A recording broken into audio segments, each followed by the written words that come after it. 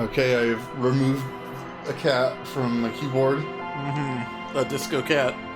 I guess, yes. A disco cat that loves bothering John while he's fighting the phoenix. Yep. I was really interested in that hot bird. Yes. But now it's time to bother you because you're the one who's playing a game. Yes. And it's day 3. Mm-hmm. So right at the start of day 3, if I remember right. Yes, I think we stopped right at the end of day 2. We didn't get a hallucination this time like we did from the transition from day 1 and 2. Yeah.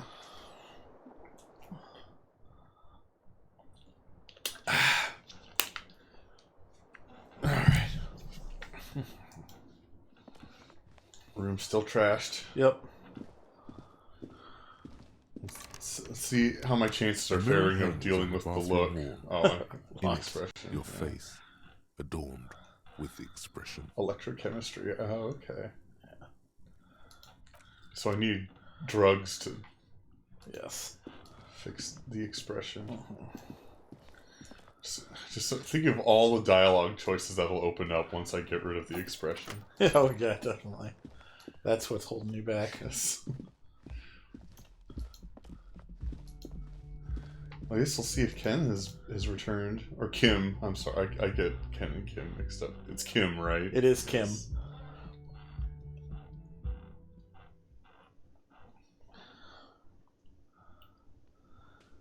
Oh, there he is. Yeah, there's some people here. Some new people. I think every day usually brings some new people in. Cool. Yes.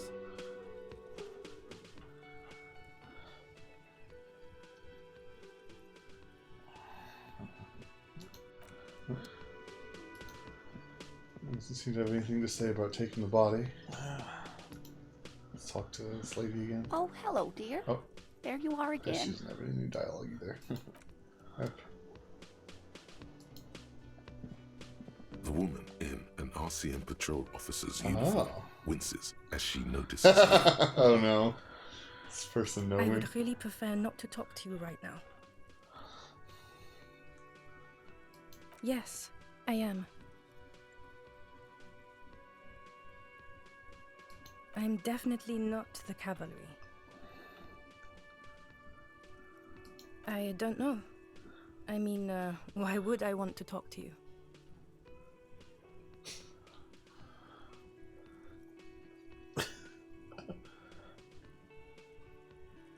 No, you haven't wronged me. It's okay. Okay, fine. Let's talk. What did you want? What precinct? Am I from? God, he doesn't know. Fucking deranged lunatic. I don't know what to say. Don't say anything, Judith. Me? No. I'm just a man with sunglasses. I like wearing sunglasses inside. Sunglasses and a fucking wig. I'm just looking out for... No one. I'm just a man with sunglasses. And you are. Yes, a policewoman who just wants to do her job. That's all. Something about the man with sunglasses and you, the energy between you two, is making her uncomfortable. Is she maybe like undercover or something? I think so. You look like shit. And I don't mean that as a metaphor.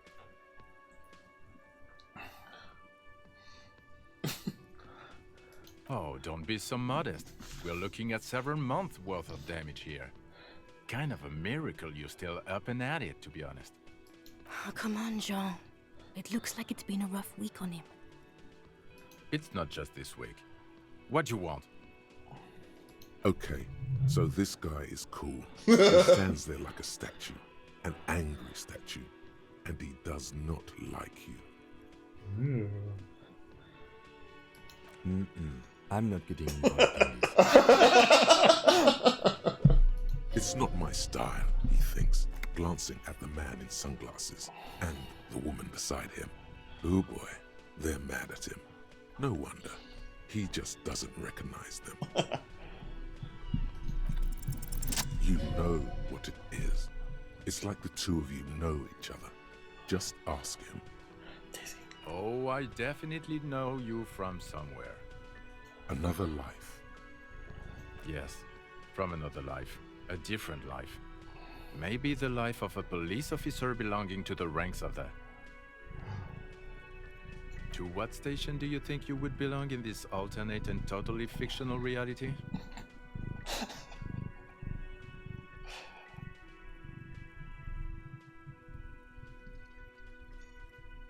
He seems to be observing you through the reflective glass of his eyewear. There's no reply. Perhaps repeat it? Repeating it gets no attention from the man with the sunglasses. Suddenly, the world is very quiet. Even the howling wind outside sounds a bit embarrassed.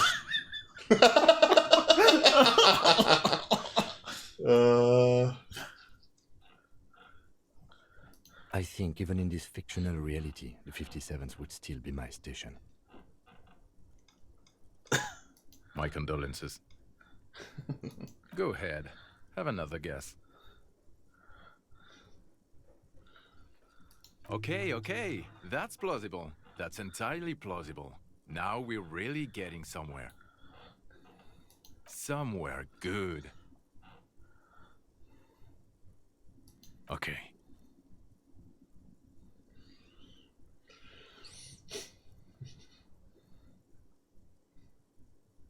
Let's be crazy. Let's say you and I are partners. How's that for a thought experiment? No, because in this thought experiment, we're all police officers in a police station. We don't do crimes. We're not crime bros. Come on, stop it. Oh, no. You see, I enjoy watching other better cops solve crimes. And let me tell you, it's been quite a privilege seeing you work. This isn't helping.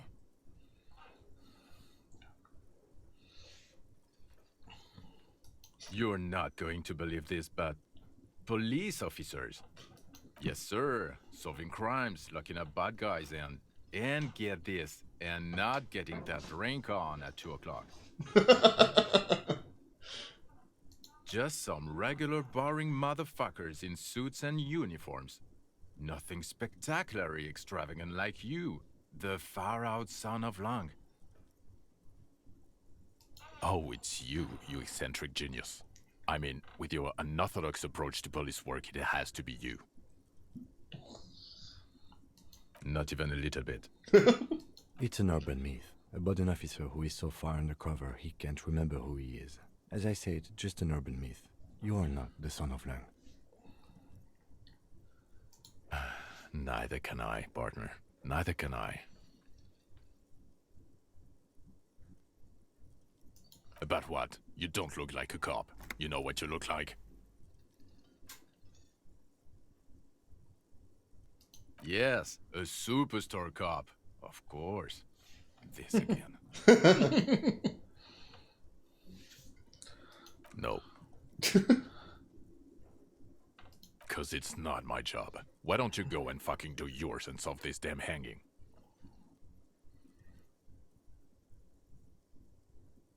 Actually, I don't want to hear you say things. Come on, Jean. Okay, say things. I want to hear you say things.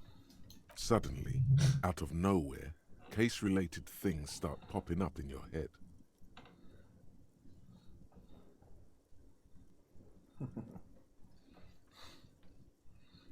Who do I disclose this information? You think he was hanged as a cover-up? To hide the shooting? Why am I telling you this? Okay, well... I don't know. Why are you? Oh my god, there's more. You want something more? What is it? Okay, why not? Let's do the old thing over again. Okay, We are not wasting time. So, do you know who hanged him? Yeah, I can see that. I don't know. Why are you? Oh my god, there's more. You want some? Watch out for yourself, loser. Oh, That voice, so very familiar. Did you hear it when calling to your station and reporting your badge missing? Oh really? I wonder where. That's the where you remember me from?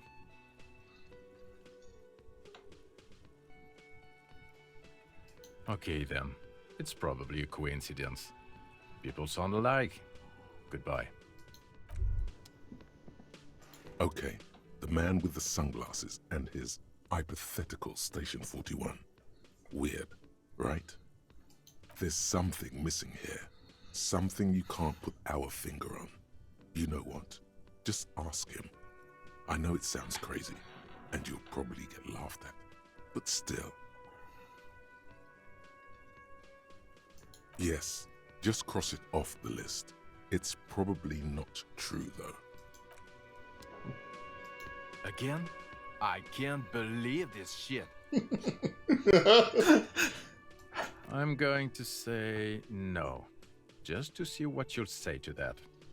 What'd you say? Okay. Jean, he said okay. Give it a rest. Okay, I was clearly wrong.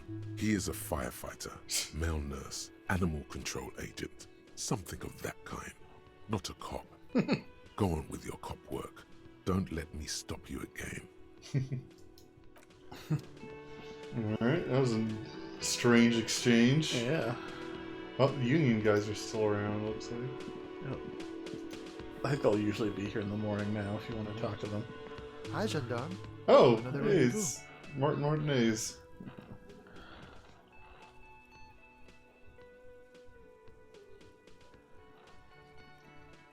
Hello, hello. So what brings you here? Admiring the atmosphere. What about you, officer? Going to sing karaoke. Convenient. But what are you doing here? Talking to me? Oh yes, let's see. He knocked on my door a few days after the lynching. I think he was going through the entire building, asking questions. Nothing. That I didn't see anything. Why shouldn't he? What friend? No, I don't think it came up. Muscular, handsome, strong, like one of those military types. Yes, but he was speaking to someone on his earpiece. Oh. Yes, you know those tiny speaker microphones that fancy security guards sometimes wear. Just reporting back whatever I was telling him. Let me think.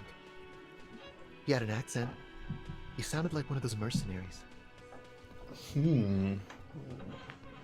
wonder if he had He any sounded ink on vaguely him. Oranese. No, not vaguely, scratch that. He sounded definitely Oranese. Okay. Sure.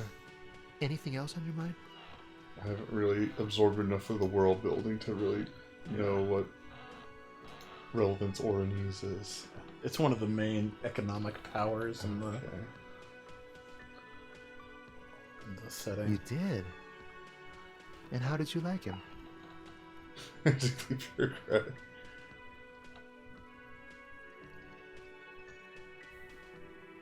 Ah, shoot. Why not?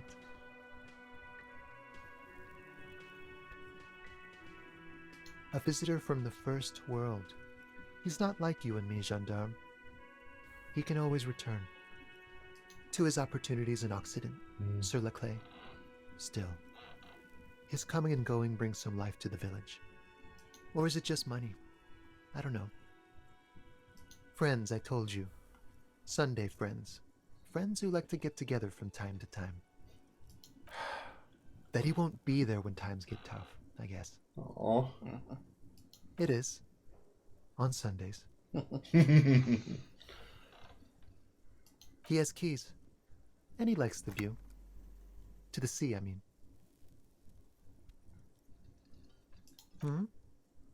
What about me, gendarme? He's so different. Yeah. Bye-bye, gendarme. Come back with more composure sometime, I guess. Let's see here. I don't know if I can talk to that guy. Oh yeah, it's a particular mouse cursor symbol for people you can speak with. I see. Oh, yeah. All right.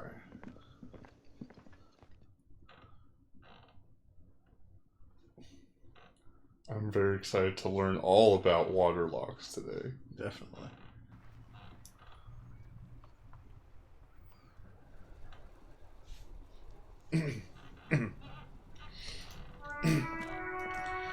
There's that horn.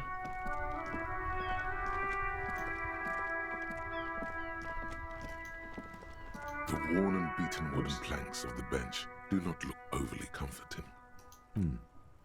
We can sit on benches after we've solved the murder. Let's go.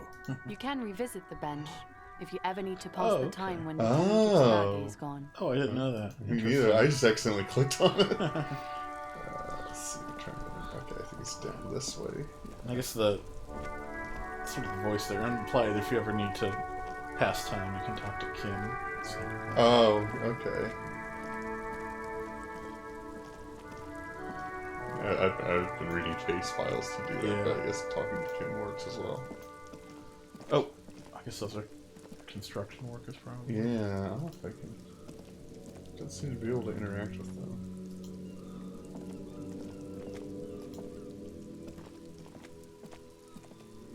A rusting control panel with loose wires dangling out from the hole where an indicator light used to be, and a mechanical lever sitting in the middle. You grab the handle and pull the lever up. As soon as the metal connects against the contact pins, you hear a loud clunk. Then, the water lock starts moving.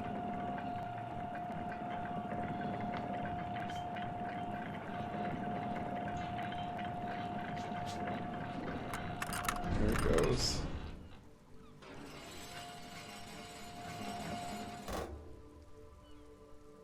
Okay, if we ever need to get to the coast, then this is the way.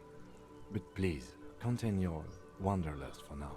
I don't want us to get sidetracked, not with everything that's going on.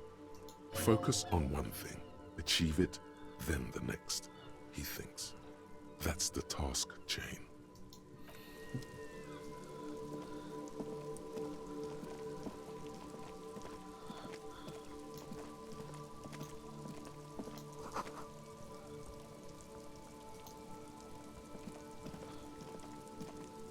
Oh, money.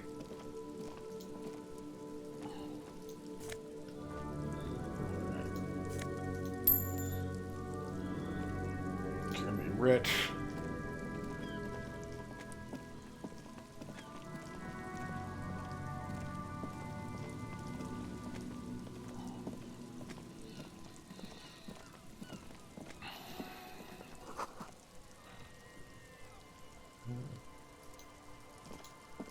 Oops.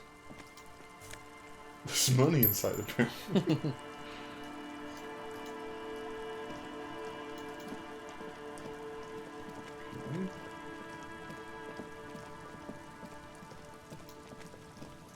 There's a little area here. Oh. No. Oh, Elysium, nice. Jamrock Biker Cop, Sunnies. Oh, boy.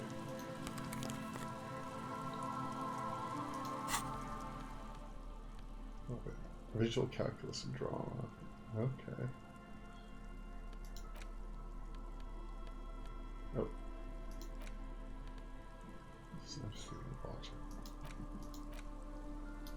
Here we go. Oh, they do look good.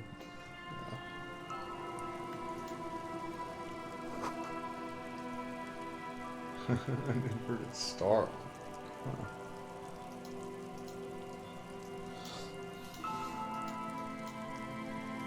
Okay, I guess I can't go this way.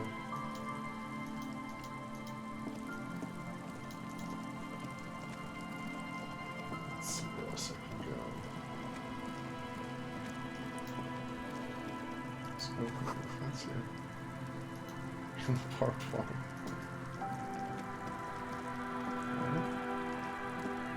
Some tracks.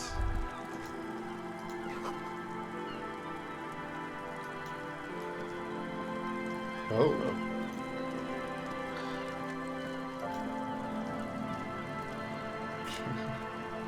Kim probably doesn't like this sight. No, it's very tragic.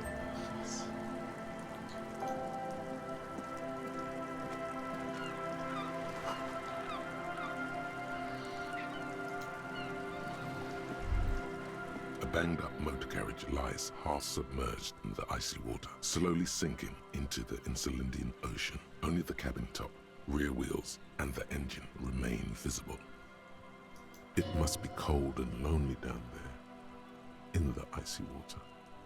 The seawater has already started to corrode the metalworks. My guess is it started its journey from the plaza, where it backed through the fence. I agree. We should definitely investigate.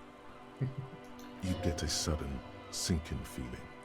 Stomach acid comes up as you look at the motor carriage in the deep, dark, cold water. Why the doom and gloom? It's just a sunken motor carriage. Some motor carriages are bound to end up in the sea. The motor carriage is properly stuck in the ice. Getting it out would require a team of specialists. A single day in the salty seawater would ruin most vehicles, but this one looks worn even in places the salt water hasn't touched it. The logo is too deep in the murky water.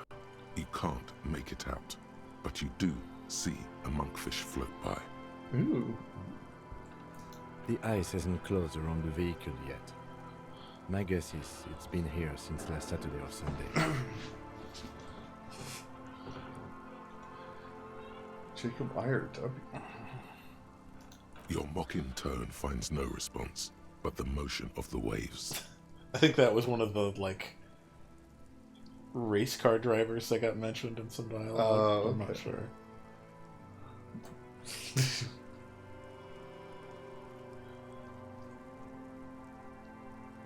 Yes. Clearly, this is a triumph. I'd say the vehicle has been here since last Saturday or Sunday. Let's wait for the low tide and see what's inside. I don't know. An hour or two, tops? Oh.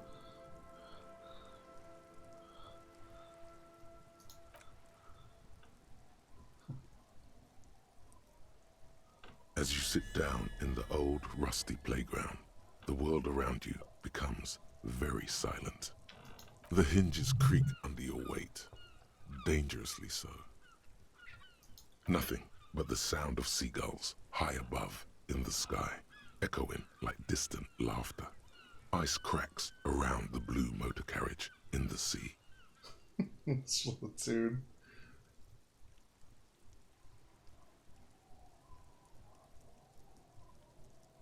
Yes, it does. Let me think about it. Spit flies from your mouth to your moustache, your chest, the ground before you. No sound.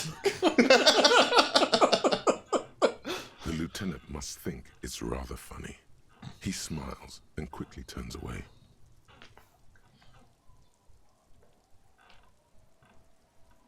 With his lips puckered, the lieutenant He'll lets more out a beautiful trill that puts even the insulindic thrush. Even the to shame. insulindic thrush? Even that thrush. Oh my god. You hear the sound echo Kim's too from the perfect large for this body of world. water. Clouds race across the spring sky, and suddenly you just feel better about everything. I have 7 morale now? The clouds pass in the sky, and the shadow of the swing moves like the hour hand on a timepiece. 30 minutes have passed. Looks like this might take a while. Time to present a good topic for discussion. Oh my god! What kind of question is that?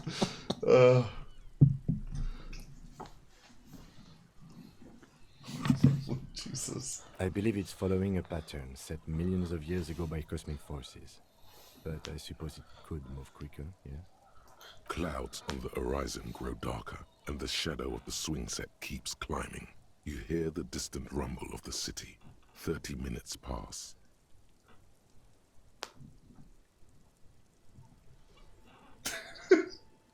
God, I hope so.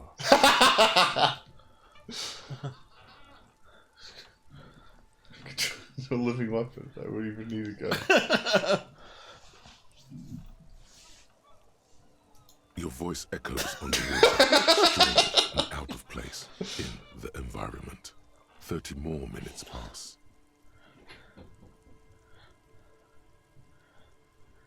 Detective, I've been able to make out the mark ever since we arrived.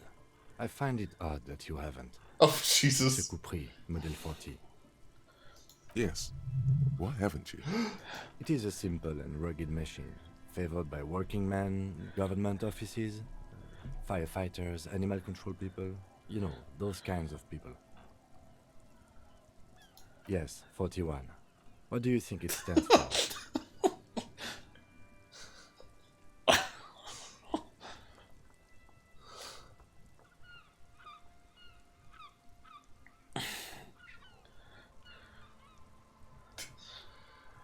Small fish, this one.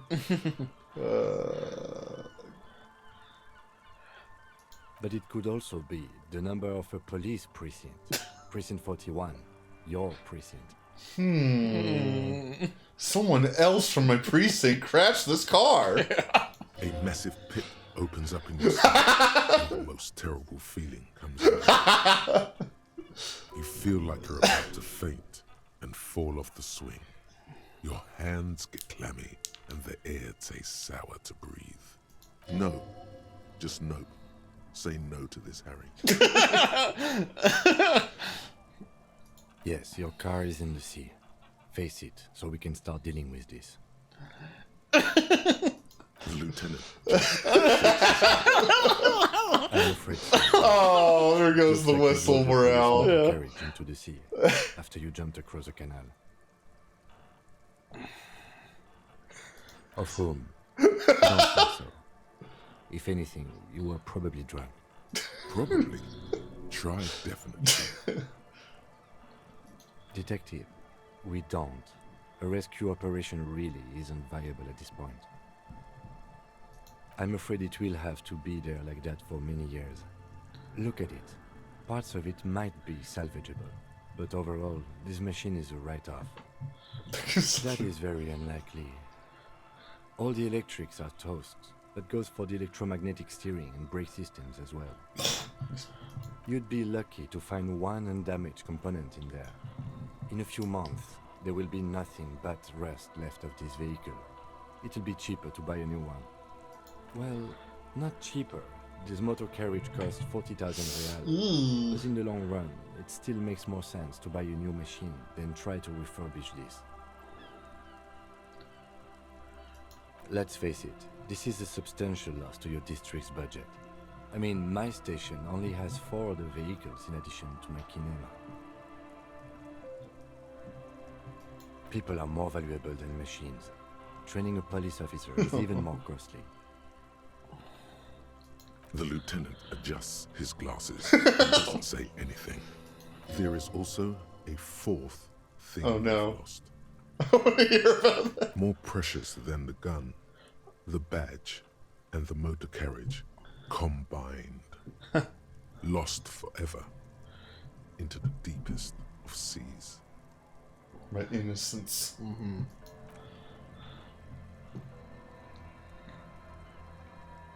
Yes, let's go take a look. Oh, you got thought. Oh. Wait. Oh yeah, that's the one from when you opened up the compartment and blacked out. Oh, yeah.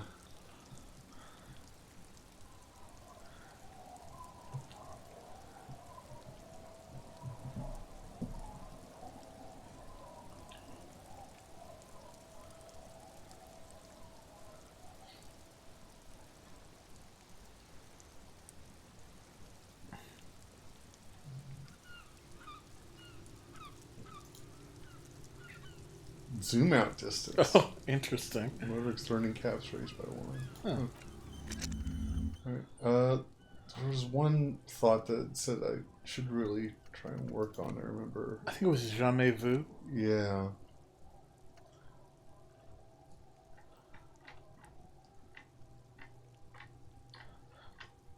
The scroll wheels takes a while. Okay. Of all, most important of all, okay. I think I might need to unlock another thought space. Yeah. We've got some points to spend, so that's probably fine. There we go. So I think there's like this little like connection here. Yeah, I don't know if that actually means anything. Oh, I'm not okay. sure. Okay.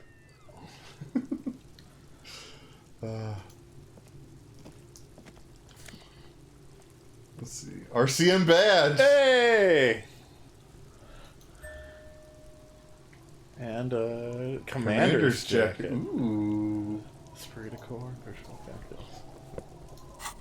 What am I wearing right now? Just a RCM patrol cloak. Okay, so that's Esprit de corps and Shivers, and I think the other one was Esprit de corps and visual calculus. Oh, this is Shivers? Oh, okay. Yeah. I used to have this jacket too. Huh. Oh, okay. Neat. Still these gloves on.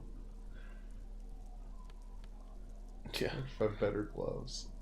Oh, half Ultra. light. What do these gloves do? Interfacing. This is half light. I'm just mostly thinking about fashion. At this Yeah, point. it's probably fine until you Oh, like fingerless gloves. If I like fingerless gloves. if you run into an interfacing check, you can always change, but that's Yeah. probably not important right this second. So I have my badge now. I guess I still need to find my gun. Yeah.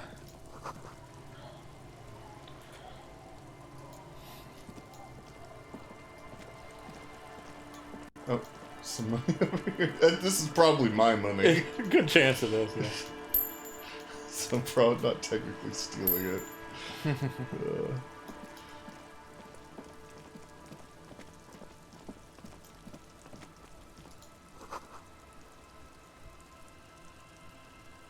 Oh, I still have 7 morale. Huh. I think that's the amount of healing items you have. Oh, that's right. Then your Doy. morale's Yeah. bar under there. Okay, there's premises. I hear a cat getting on the washing machine. Yeah, they do that. It's hard. Okay.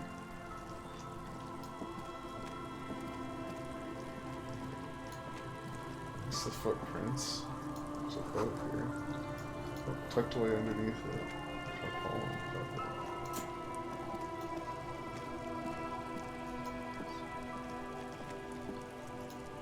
Oh, actually, you know, I should maybe look at the badge and make sure it's mine. Oh yeah. Uh, Interact. Oh, Probably. yeah. There it is. A police badge on which you see the photo of a man. You. Some seaweed is stuck to the back. At least something good came out of all this. Encased between 2 durable plastic sheets is a bluish card with lines of information and a watermark in the shape of the street grid of Revachol West. You see a photo, a name, a rank, a document number, the date of issue, and, in the lower right corner, your precinct. The man keeps winking at you with his green-gray eyes. The photo is old, no doubt about that. 8, maybe 10 years. The guy in the picture is rather good-looking. He's got a nice haircut and is distinctly lacking in massive sideburns. What do you think? His face is already contorted by the expression, although it looks less grotesque on him than it does on you now. The badge in your hand shines as you rotate it, catching light. You see lines of information on it, and a shining watermark. Harrier Dubois. Harrier. That's long for Harry. So you are Harry. Evrard was half right. Probably not a lot of people know your full name. Whoever told him you're Harry Dubois didn't. It's a wartime name. Revolutionary. Oh, You can so model this leaders' carrier. sons during troubled times, like Undying or Boxer or Ironhide. It's meant to keep you safe. From bullets, hunger, shrapnel, kidnappings, and worse. Pleased to make your acquaintance, Harrier Dubois. He's not going to call you Harrier. He'll keep calling you officer when he's angry with you, and detective when he's not. The badge in your hands shines as you rotate it, catching light. Lieutenant W. Freighter. The lieutenant is a rank above sergeant and below captain. It's the highest rank in the RCM that still does field work. I am a lieutenant. The title of Freighter is added to your rank when you decline a promotion to a higher rank. In your case, captain. You have declined twice, thus you are W. Freighter. There are many reasons one would do this. The rank above you in your precinct's decontage might be taken, or sometimes promoted officers do not want to replace their superiors out of respect. And sometimes they just prefer the type of police work available to their current rank, in your case, lieutenant. Heavy-duty case-solving machine. Decontage is the hierarchical system employed by the Revachol Citizens Militia. It means counting down to twos. The lowest rank is junior officer, usually teenagers. Then there are the patrol officers, then sergeants, lieutenants, and then a captain. That's basically it, except for a few kings. Kings like satellite officers and the additional freighter rank I already explained. The long and short of it is, you're his superior. You are given the title of satellite officer if your partner is quickly promoted through the ranks and you rise with him. You don't seem to be a satellite. No, I've been putting up with you because despite an unconventional approach, you are doing good police work. It matters more than driving your motor carriage into the sea. And now we've even found your badge. He trusts you, for now. Try not to spoil it. Yes, apparently you've had a rather successful career in the past, and this leads me to believe maybe your current situation is only temporary. Good. Such a small yet precious thing. That's just the serial number. Oh, I realized I was doing dialogue. Jamrock, Precinct 41, with some numbers thrown in there for good measure. 4 months ago. I'm guessing that's when you were promoted to the rank of Lieutenant W. Freighter. A new badge usually comes with a new rank. You seem to have been doing well then. The pain in your chest tells you you were working yourself to death to earn that rank. The case created a lot of edge you have to take off. The death march really gets us going. A lot can happen in 4 months, especially in winter. The winters are never easy on you. Of that you are sure. Yes, it's the designation of your precinct. 41, like mine says 57. The 57th is mostly industrial harbor, a lot of asphalt. The 41st is... it's a tough station to work in. You have all of Jamrock to cover. That district should have 3 precincts, but money is what it is. It's no wonder you are like you are, he thinks. But then again, it's a legendary district, and a hell of a station too. It must be an honor and a curse to work with people like Price, McCoy, Berdiaeva. the badge in your hand shines as you rotate it, catching light. Interesting.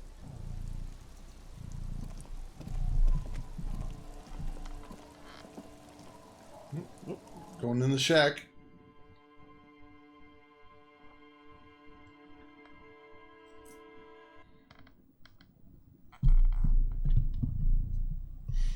Daisy, get that right in the microphone.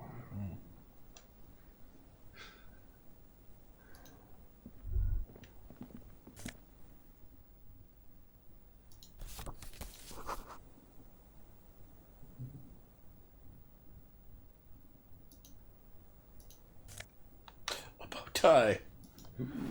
Drama. Oh, this is a Yeah, it's just a small room with a chair. pretty uneventful shack. Yeah.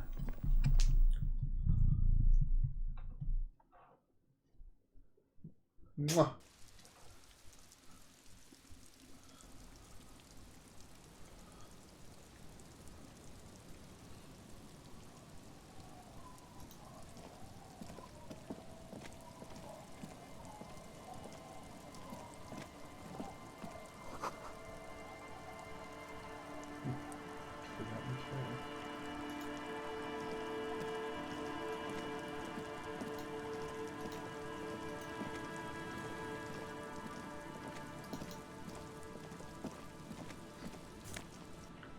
Oh, tar.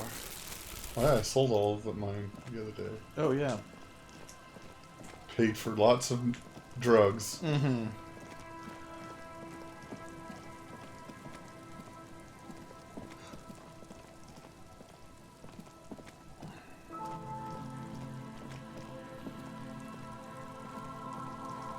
Okay, but, oh, I've already been this way. Okay.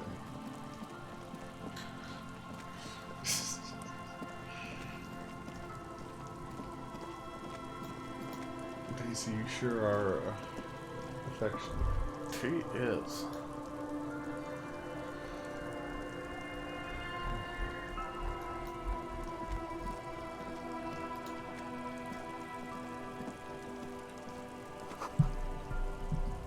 Fire pit.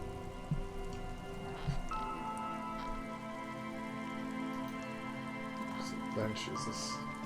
The worn and beaten wooden planks of the bench do not look overly comforting. This is another place I can wait. We can sit on benches after we've solved the murder. You can revisit the bench if you ever. Yeah. Okay.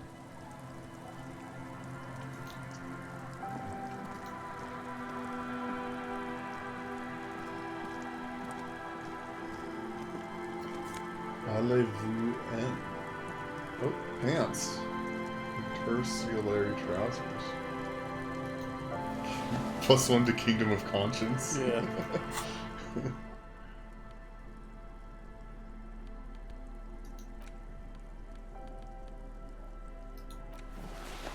Oh, fancy.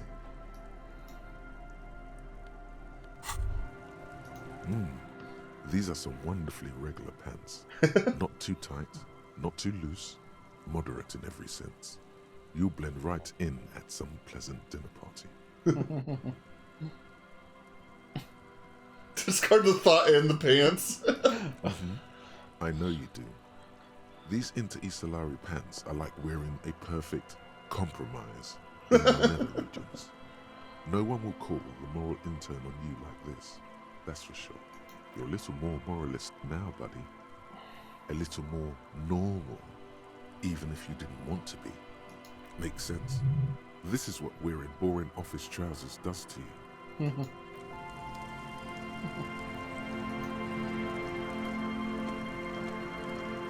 Oh, I think I'll use this one.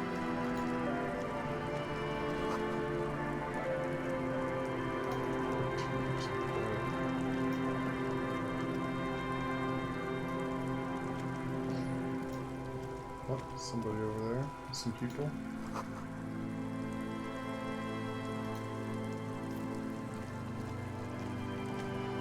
Oh. Oh. Okay. Oh, I guess I can't. Oh, this bush is here. I see. I can't get there. Oh, yeah.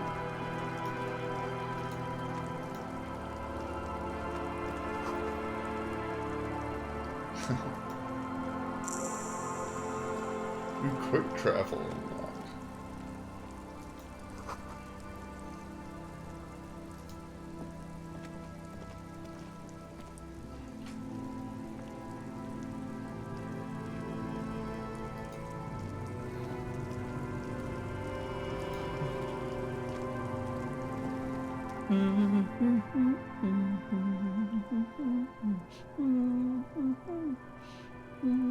Welcome to the fishing village.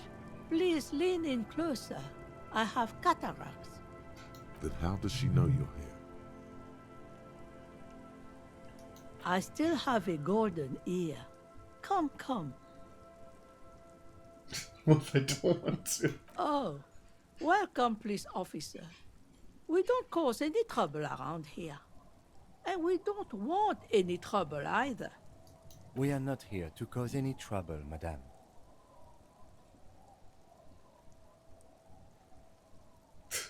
Bang, bang. Oh, of course. Last time we saw you around here was 12 years ago. You also came to take care of trouble then. Wish you did. But still, in Martinez, you're considered an ill omen. No, not you personally. I meant the RCM. Some of the men got into a fight. One of them killed another. Locked himself in that woodshed over there. He was brooding, needed some help opening the door. You got it open for him and took him to think about what he'd done in a more secluded place, somewhere more quiet. She says it as if he was on some kind of spiritual retreat. Oh, the usual. Dark tidings. Black hound. That's you, all right. A black hound licking your own heels.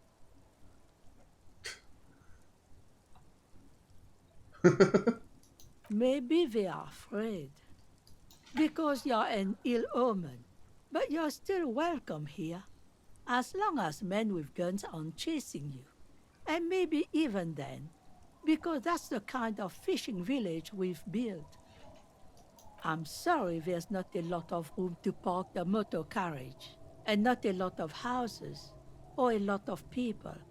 My kids are long gone. Searching for treasure. So are others. Ah, look at me ramble on. What brings you to us? Stay?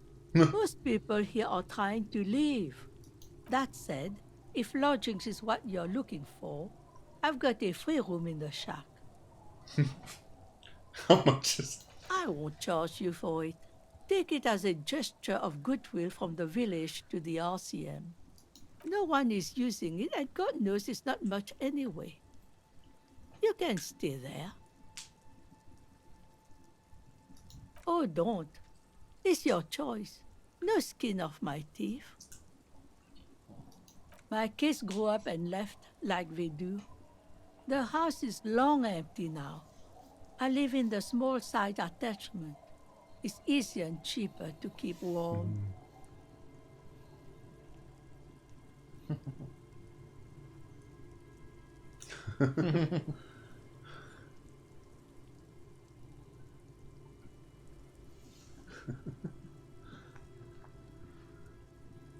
Suit yourself. But should you ever need shelter, remember old Isabel and her shack by the sea. Just us. It's barely a village anymore. We almost don't exist. This is pretty much a non-place. A gap. A blank spot on the map. Just a cluster of nameless shacks on a nameless street. Over there, you can find more of the same. Shacks and trees growing wild. That's the pox. An old military hospital and its surroundings. Or it used to be, during the time of the suzerain. The old woman shakes her head slowly. She drops the rag into the bucket.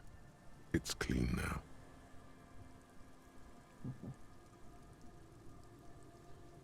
Now the area is crisscrossed with nameless streets and makeshift cinder block houses, shacks as far as the eye can see. The goodwill ran out. The staff left and the place was shut down. It's long gone by now. Well, there's Lillian and her kids. A few new folks live in the house to the east, but they're away right now. And then there's the drunks.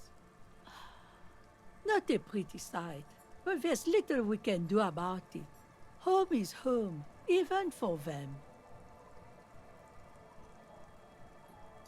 Sooner or later, you'll see for yourself. Don't have to look long to find these guys. Here? For you? No, officer.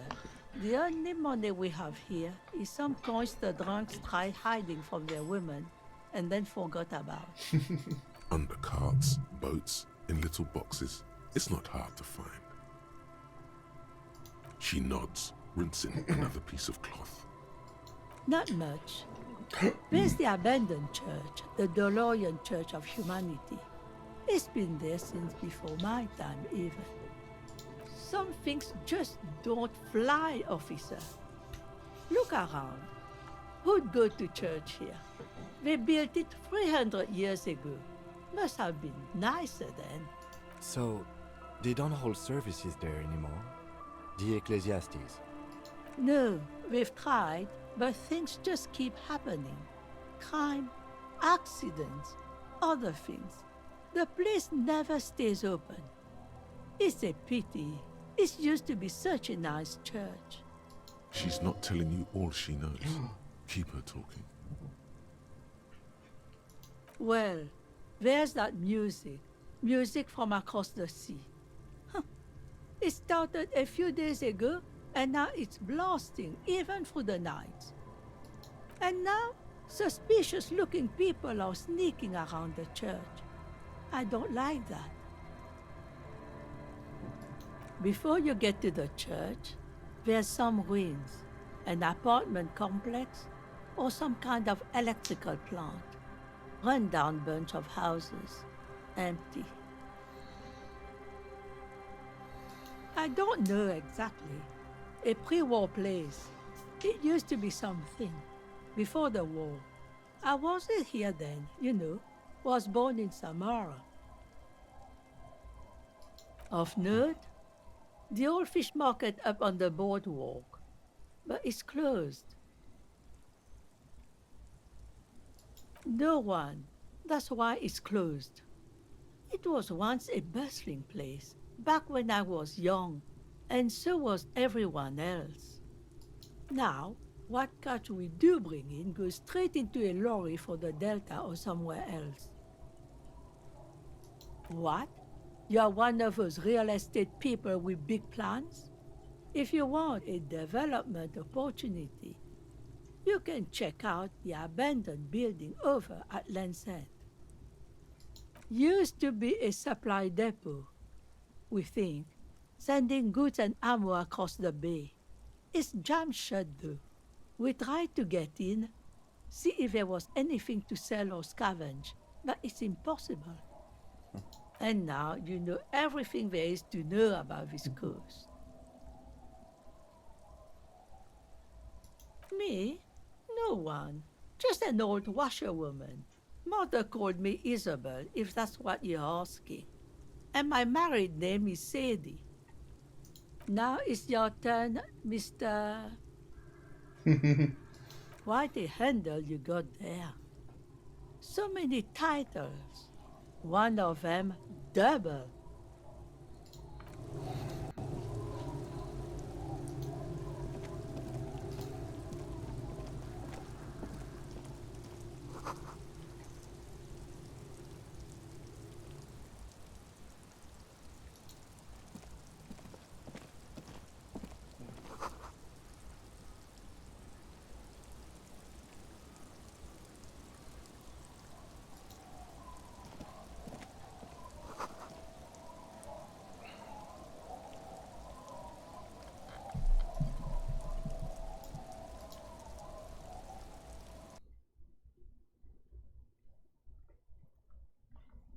You know?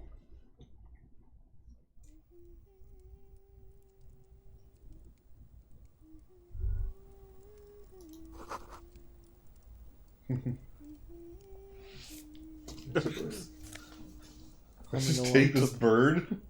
I'm taking your bird.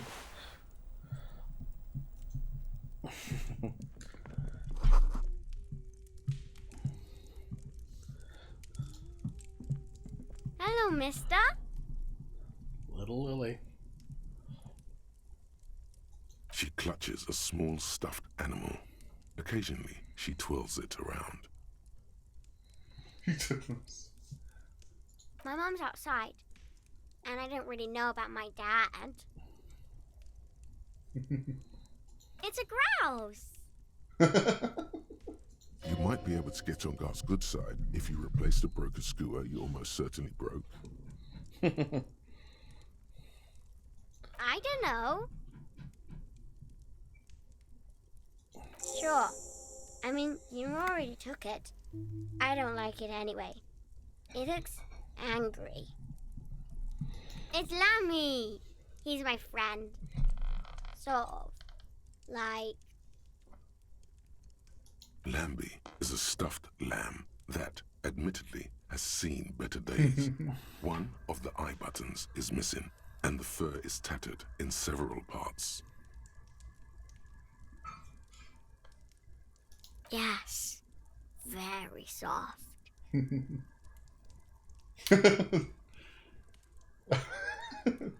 don't deserve this. Isn't he soft?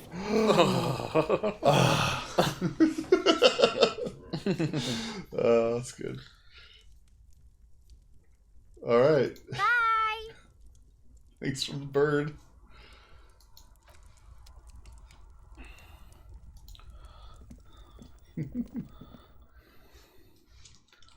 Lammy is soft. That'll be the name of the next stream. Yes.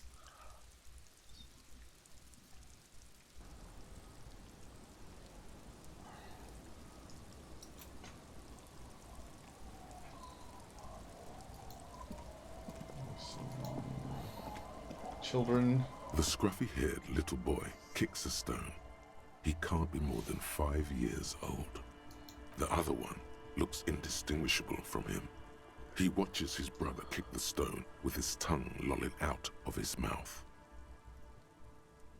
The kids don't reply, absorbed in their little game. Yes. Yes. Laconic. Yes. The stone-kicking one becomes frantic all of a sudden, as if that's something to be scared of. The obvious fact that you just stated. He looks just like me. The boy doesn't answer. His brother throws another rock. Both of their hair is covered in some kind of dirt. The rock kicker was just being shy, but now he's enthusiastic again. You're bad with kids. Don't worry, everyone is. How about we do some police work now? We're not getting anything here.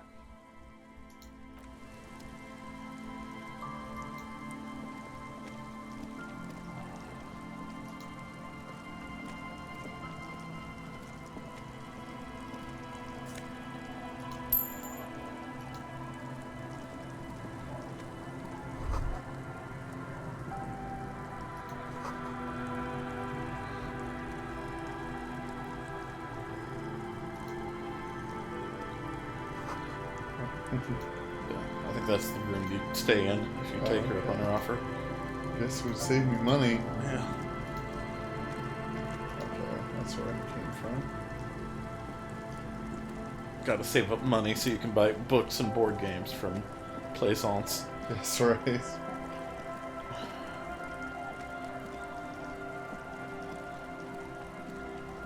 Oh, okay. This is where I've been here before.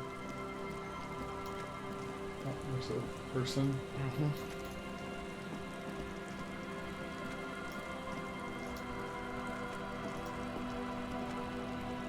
Hi, officer.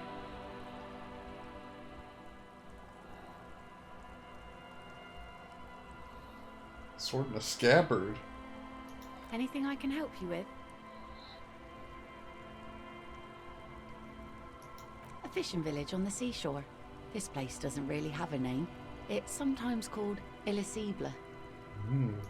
The sign on the street leading here is illegible. Has been since they built this place. The name is Lillian. People call me Netpicker. I think I have time for questions, and that was actually the second one. Let's see. Who are you looking for? I don't think I know what these are. Care to elaborate?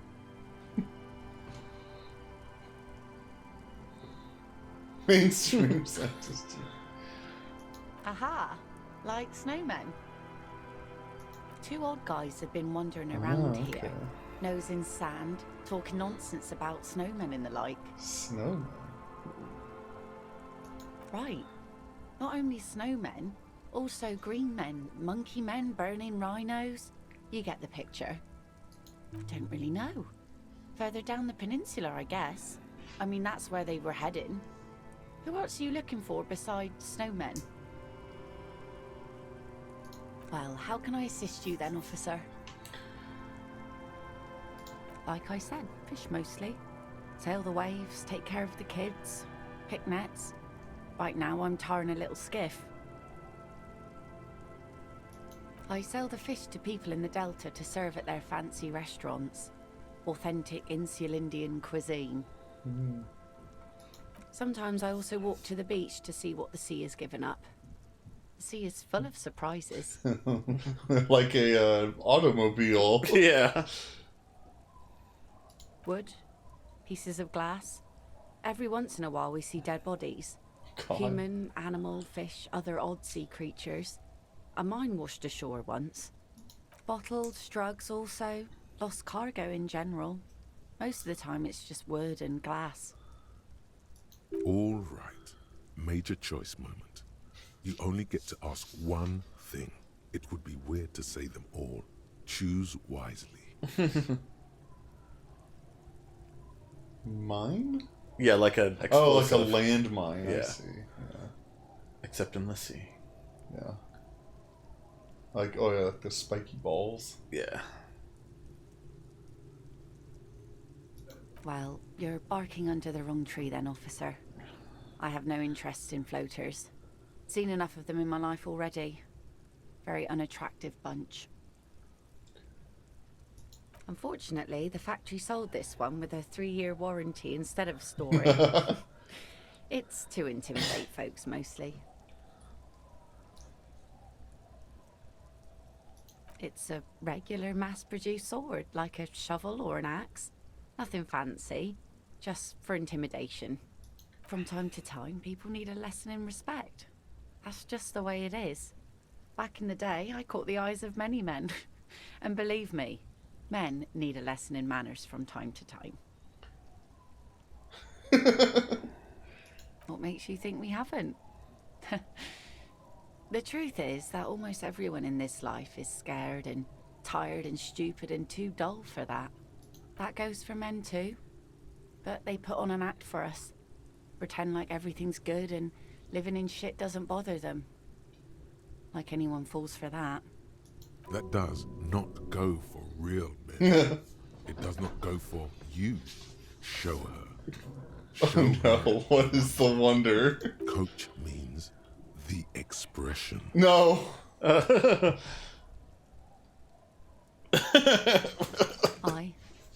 No one wants to talk about how frightened they are. But only frightened people are really dangerous.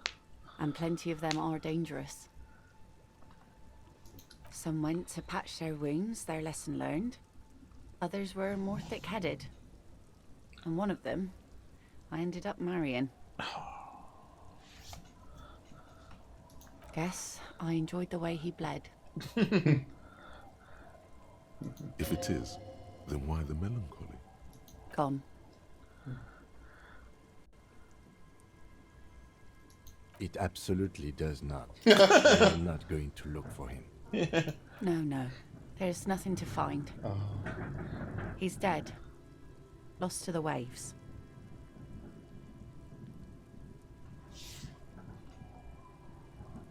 He didn't respect the sea. Went out there, drunk like a skunk, and sure enough, one day the boat was found floating empty. The bloated corpse turned up 2 weeks later. Now, before you tell me how sorry you are for my loss, know that it was 4 years ago, and I've moved on. There's only so much mourning you can do for a drunk with sinewy muscles. She really liked those muscles, though. It's in the way she pronounces sinewy. Shit on top.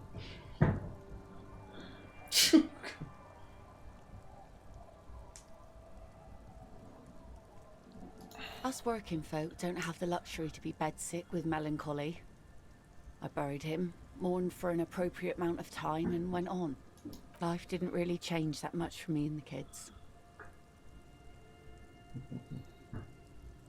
This is neither a touchy nor a very interesting topic for her. She looks like she's ready to go on a date with another, better, drunk. Ask her. Both of you could need some action. Very low. Kim's presence makes it awkward. Don't know a good spot yet. Okay, so if you get rid of Kim and you find a good spot on the coast, Oh, no. and maybe drop some points in suggestion. I don't think I ever did that check. I think I'd want to go back and deal with the expression as well. Yeah. Sure is. The sun, I call her, coated with a fresh layer of tar just yesterday. It'll take some time for it to dry, assuming the sunny days continue.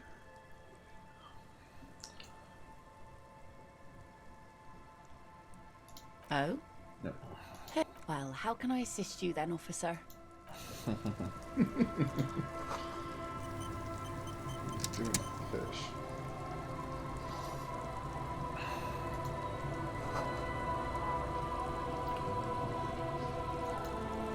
There's a box here.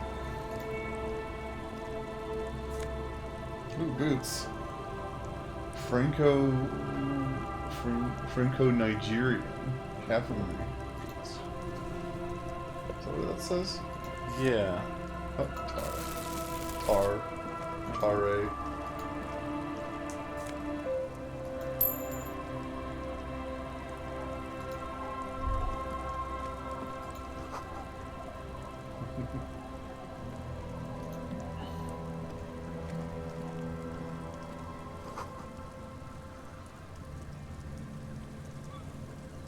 Fish.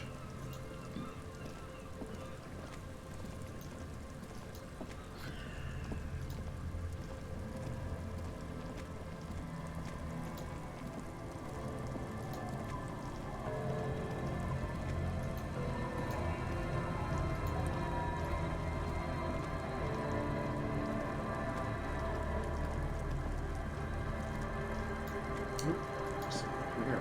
It's a cinder block.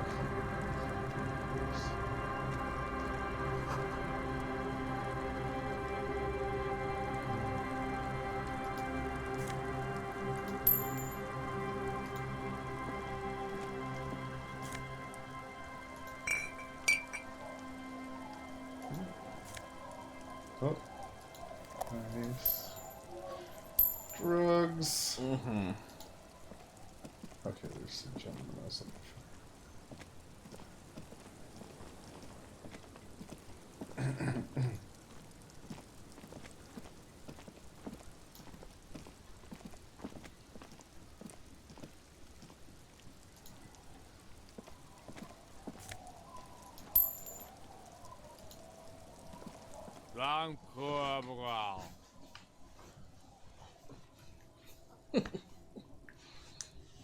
The noxious odor emanating from the drunken man is strong and familiar. Don't you call her? Yeah! Don't call Abigail! Abigail. Don't you fucking call Abigail. Never thought you'd see such a thing in your life. But this guy's a little too drunk. Don't call Abigail!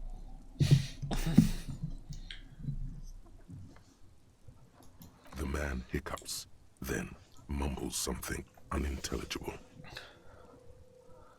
He snorts and beckons you to lean in closer. Oh, absolutely, I'm leaning in. Don't call Abigail. Don't call Abigail. There's no use in yelling at drunk. He's barely holding it together. The drunk man starts coughing a really disgusting, hacking cough. Kim appears to think Abigail's important to our He investigation. does not sound well at all. Don't you fucking call her! Hear me! Abigail? Don't call. There was little chance he'd be a reliable witness anyway.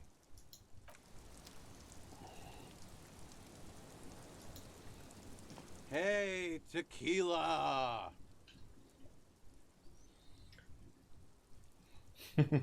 Good to see you. How's business? How's the whole reality situation treating you? So what's happening?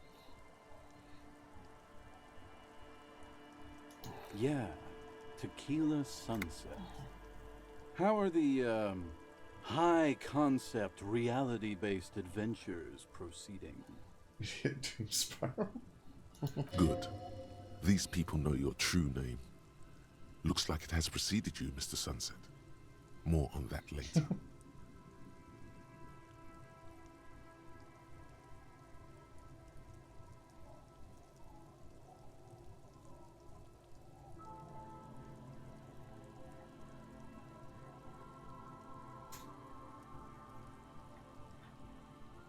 It's good to hear that you're on top of things. Talking about used to, did you know that I used to be a real mover and shaker? Shit stain. Sadly, things aren't going that well in Idiot Doom Spiral Land. Haven't found those keys yet, haven't won that great piece of ass back. No word from my business buddies. We are saving the world. Please don't call. Don't call. Okay, we're drinking. We're drinking alcohol. That's what we're doing. I tried to save the world once, a long time ago, with enterprise, creativity, and willpower. But that didn't work out. Oh, I just leaned over to OBS to see if people were chatting in their work, because there's no chat on my phone. Oh, there we go. It just was hidden. Hold on, I'm gonna catch up on chat real quick.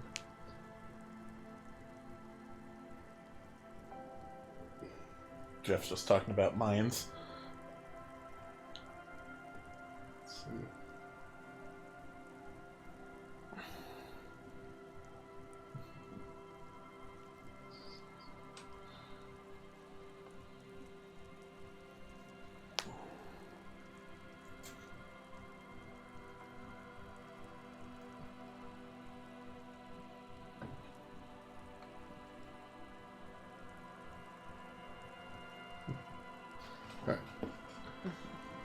I was wondering why there wasn't any chat. I thought it was just a really quiet evening. Yeah.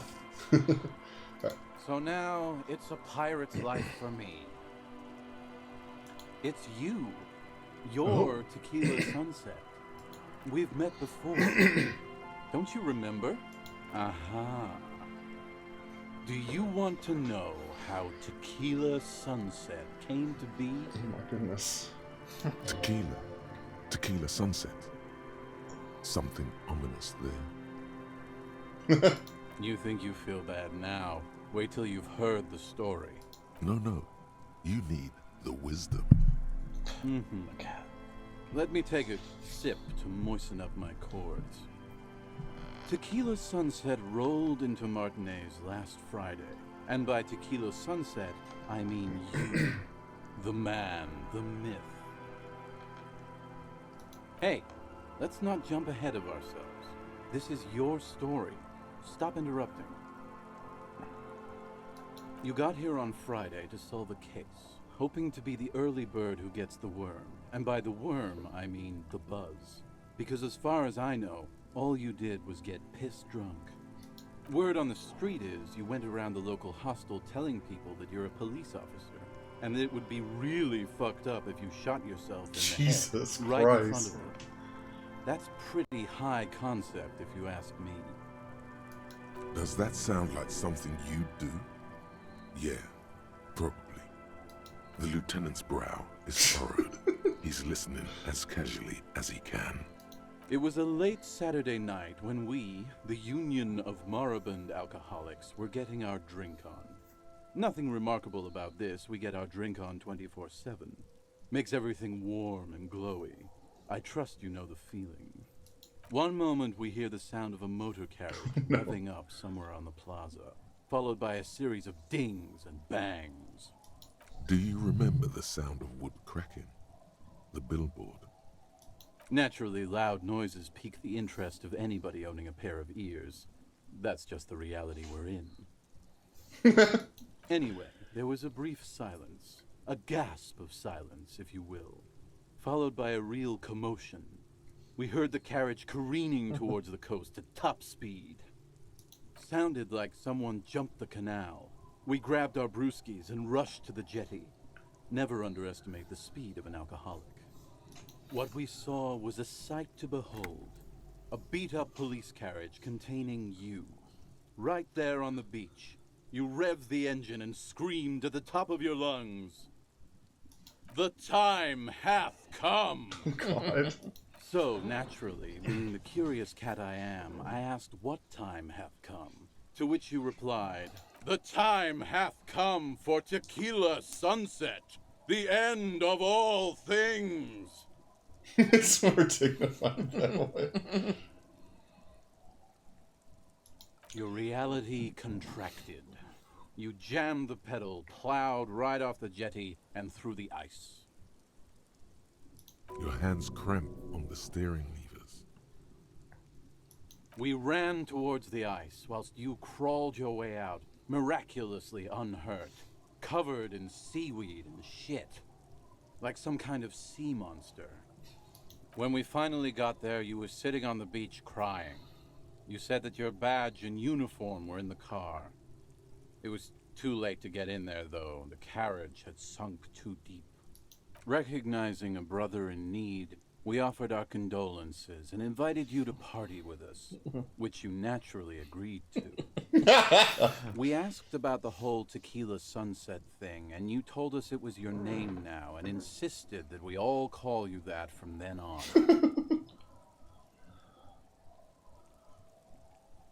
No, that's just what your mother called you. Your real name is Tequila Sunset. Just embrace it, brother. Okay. Ours. It was an all-night drink-a-thon. Then, at some point, I think it was Sunday morning, you got belligerent and wanted to talk about revolutionary women. Oh, God. How they're Yeah, beautiful and I deserve that. yeah. And so on. How one of them fucked you real bad. After a short while, you crossed the event horizon, looked sullen, got up, and left without saying anything. Wow, that's quite a story. Yeah, I bet Tequila's a fucking legend around the precinct. You must be proud to work with him. If you only knew. You were pretty vague about it, but you kept saying you got fucked real hard, and that we've all been fucked too. Please, don't open that door. Oh, God. No one's fucked me. I do the fucking around here. Abigail!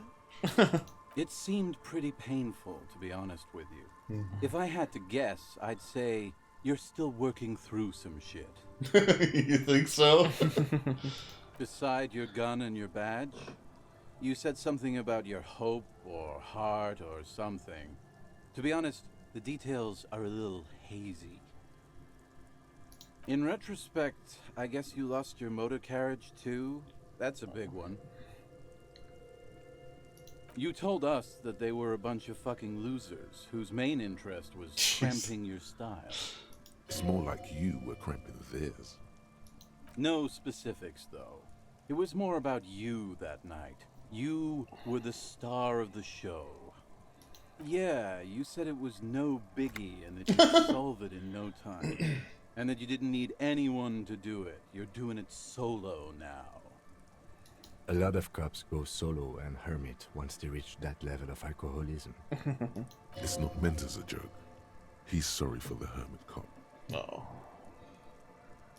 Yeah, you kept talking about how the coal mine owners were fucking us all over, just like that woman fucked you. I didn't agree with you, by the way. The spectral hand of the market makes sure everyone gets exactly what they deserve. Oh, God. Tell me more about the blockchain. You kept calling yourself a goddamn superstar who'd cleared 501 cases. As you've already determined, the actual number is just over 200. But what's a little embellishment between friends? No thanks to the squares at the precinct, as you put it.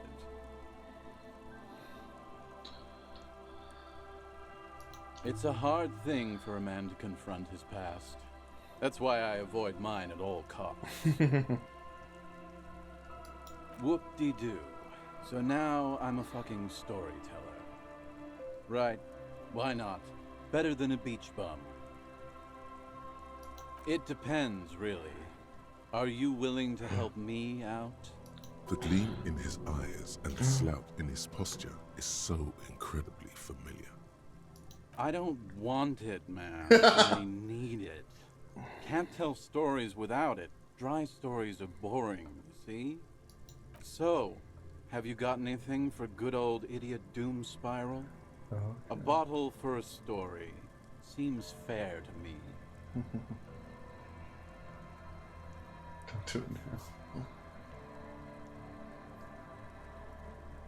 Classy.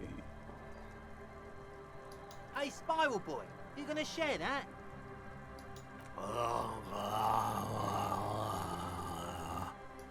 Shut up, guys. I'm telling a story here. Something happened to you.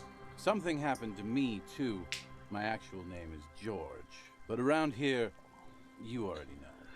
I was once a reasonably high net worth individual.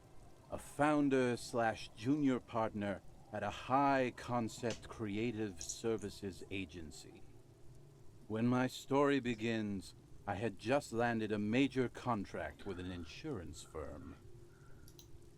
I used the profits from my agency to finance what I called a cultural incubator.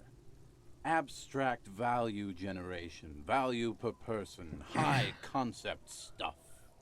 I developed the paradigm, worked within the paradigm, but the burden of leadership weighed heavily on me. So I went jogging every so often to keep myself sane.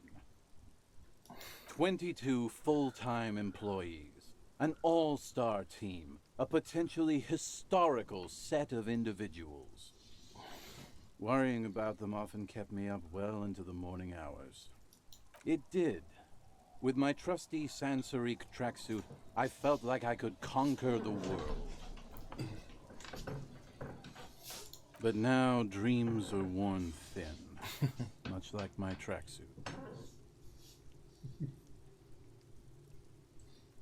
One day I left on my evening run.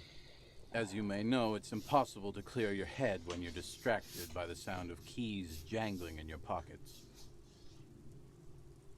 His eyes are clouded, his dilated blood vessels encircling his irises like stinging brambles. So I removed the key ring and put the keys for the front gate and the apartment into different pockets to stop the jangling, you see. At least, that was the plan. I was halfway done with my usual lap when it started to rain. The reality situation became very wet, very quickly. Wet, okay? It was raining really hard. I made my way back home and discovered that I didn't have the key to the front gate. I'd mixed it up with the key to the letterbox, which was useless. Naturally, the situation required me to climb over the gate, which I did. There was no climbing down because I slipped and landed on my ass. Ouch, indeed.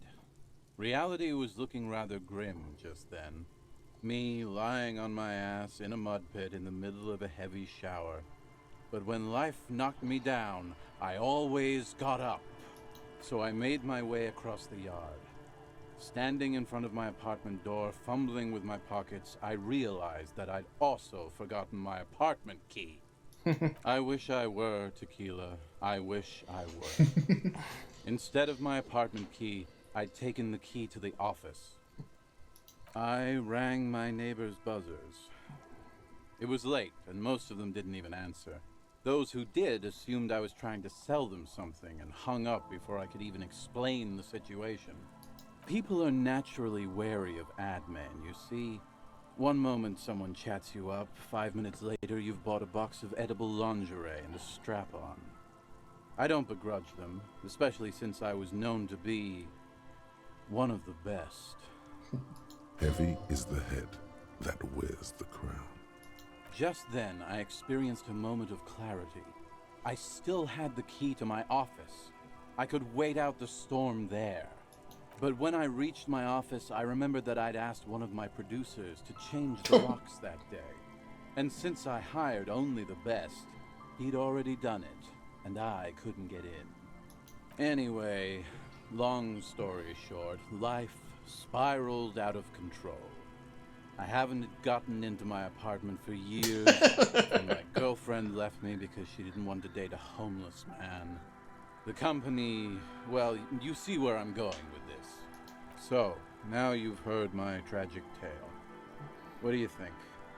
Like nothing you've ever heard, huh? Tequila, I've thought about this series of events for a long time. If there was anything else to it, I would have thought of it by now. Why didn't you go to the authorities? Well, at one point they came to me, but, you know, I didn't have any ID on me, so they tossed me in jail for 2 days.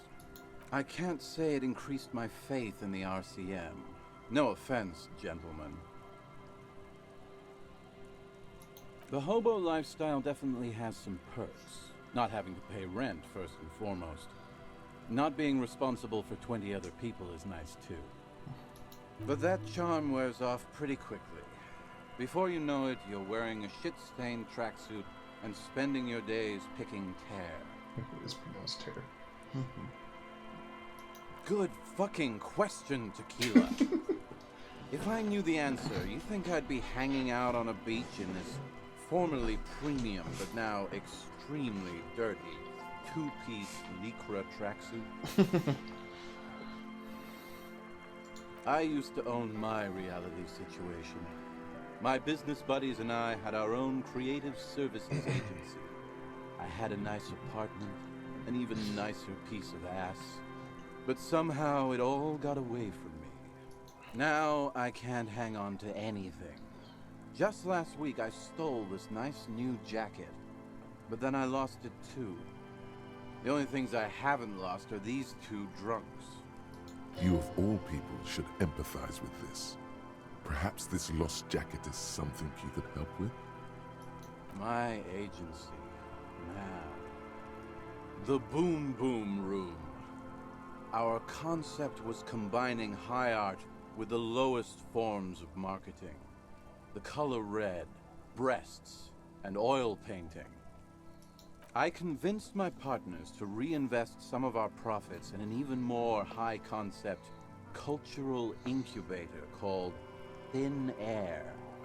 The artists were happy, the clients were happy. I was financing a group of poets in East Revachol who were developing a new universal poetic language. But then it all went to shit.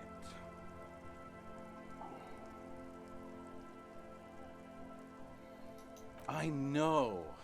It was fucking awesome. Until I went on a jog, unleashing a cascade of doom that washed it all away. What? You've never seen 100% Lycra before? Go on. Feel that primo material. Oh boy. Pretty nice, huh? This might be one of the last of its kind. Should probably be in a museum, honestly. Good God. No. It's nearly impossible to describe how dirty this is. It's like rubbing two jellyfish skins together. You feel about 15% less human for having touched it. Randomized trials have also found Lycra, TM, to be associated with a number of exotic, highly malignant cancers. So you also have that to look for. And then there's the smell. but you don't even want to think about that. Wow, you're lucky. He never lets me feel it. That's because your paws are fucking filthy, Rosie. We're right next to the bay. You could wash them any time. My fellow members of the Union of Moribund Alcoholics? They're exactly what they look like. Hey, tequila! You want to buy some speed? Shut the fuck up, Rosemary. He's a cop, remember? I thought he was a cool cop. A gurgling sound comes from the direction of the non-responsive man. And yeah, you're already acquainted with abs. So yeah, that's basically us. We drink together.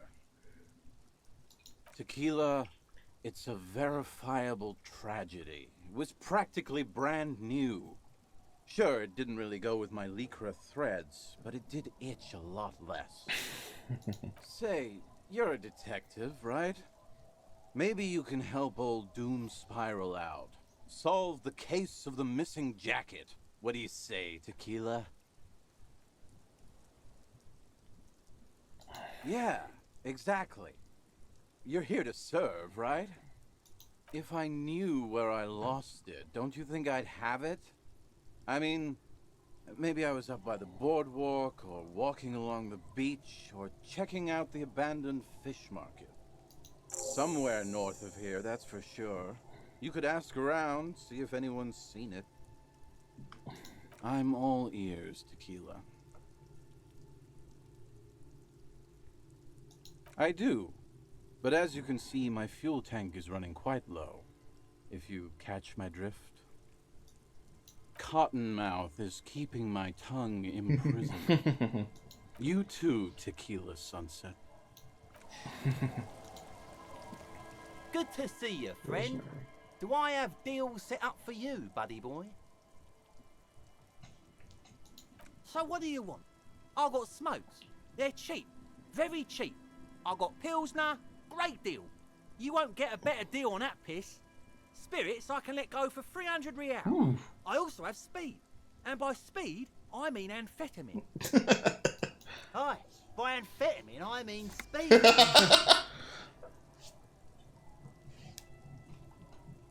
Aye, it's what I said. Good, my man. Now what can I offer you? Oh, the system's been good to old Rosemary here, and I'm milking her like a bitch goat in the backyard. You see, friend, man makes his own luck, and I made mine real good. Got my hands on 3 bottles of liquor ex-squeeze, sold 2 to the fellows around here, and immediately invested the profit. Bought cigarettes, bought beer, even bought a bit of speed. And look at me now, I've got everyone on my hook. Of course. It is what it is, you know. What it's always been. People, buddy boy. It's the people. See, friend, it's real valuable. Worth every real, if you catch my drift. Got it from a bit of a business venture.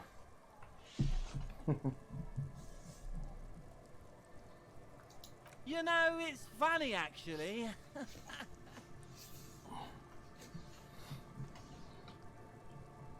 He's finding it difficult to focus his watery gaze.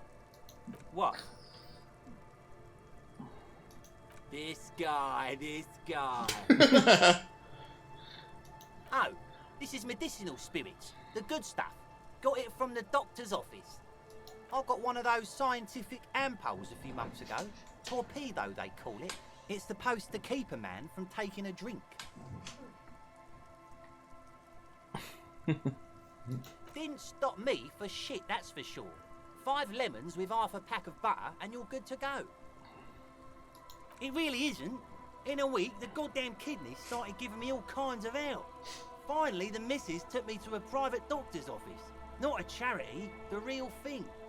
Those arseholes charged me 4 real to remove the damn thing. But I came out on top after all. But the idiots left me alone in there.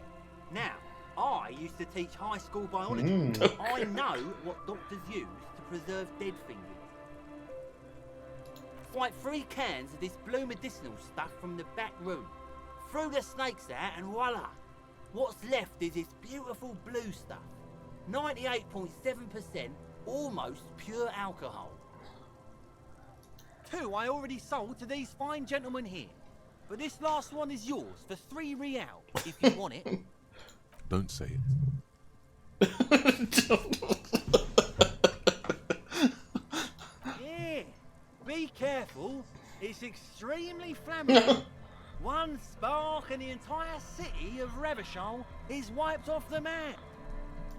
Feels like someone set a mustard field ablaze right inside your nose, then drenched it in tear gas. Your nose is a singular source of pain, but at the same time you don't remember the last time you felt so alive. So, what's the deal, friend? Want the spirits or not? 3 real and it's yours, friend. The deal of a lifetime. Well done. You got it. Oh, it doesn't do anything. I wonder if it's... It will have its uses if you do pick it up. Trust me. But it's 300 real, John. It's only... He knocked a bit off the price there. Okay. Or $15 for speed. Just make sure to enjoy that one, friend. No, he said he threw snakes out of it? Yeah. Is it like snake wine? I guess. In the civilized world, it's a custom to tip the shopkeep, friend. But come back anyway. Alright then. Oh, auto save, good. Okay. Guess I could continue further north. At some point I want to go back and talk to... What's her name? Joyce? Yeah, Joyce. Now that I have my badge. We still haven't found the entomologist yet, though. I should be down here somewhere. Maybe they were digging with this shovel. Yeah.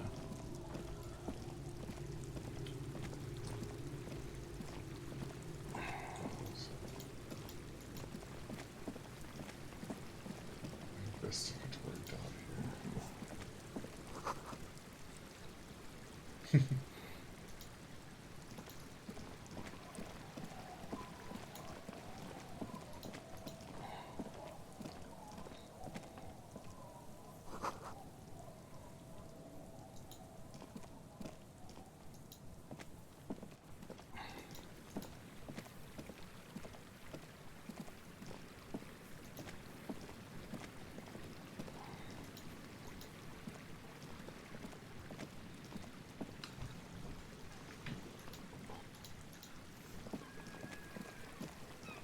Yeah. Money.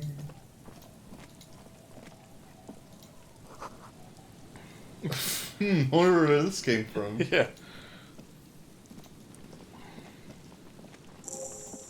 But quick travel. Oh, yeah. Drone pulse. Oh.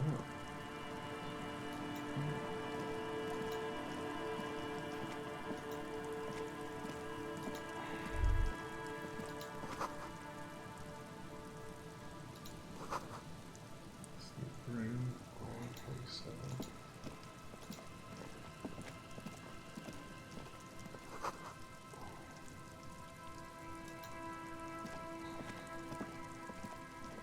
Heavy wooden doors, more than twice your height, stand shut in front of you.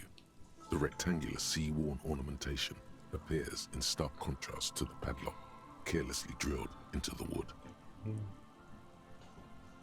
Nothing happens, only the sound of the padlock rattling against the door. I don't think that's going to work. The carving on the door is block-like and angular, like the church itself.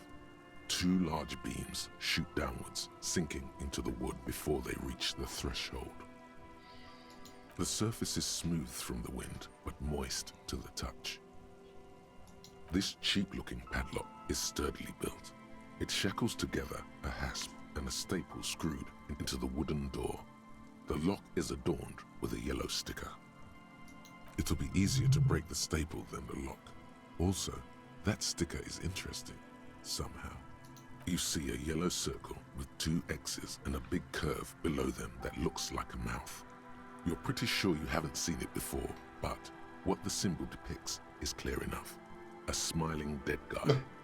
The curve makes it smile, and the X's make it dead. He takes off his glasses and uses a blue handkerchief to thoroughly wipe them clean before inspecting the sticker.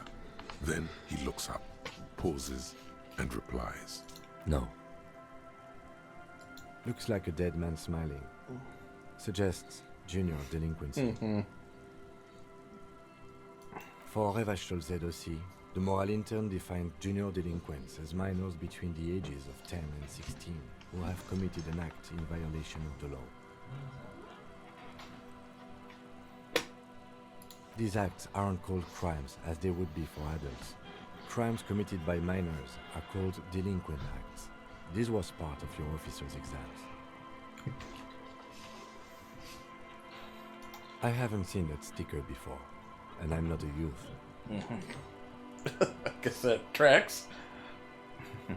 The padlock passes through a staple that's been hastily attached to the wood. Closer inspection reveals that one of the screws is not a screw at all, but a nail. The work has been done recently and is unprofessional, to say the least.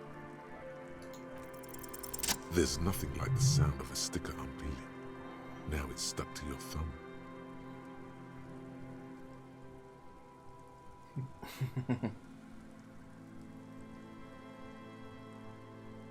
Looks like today was a gold star day.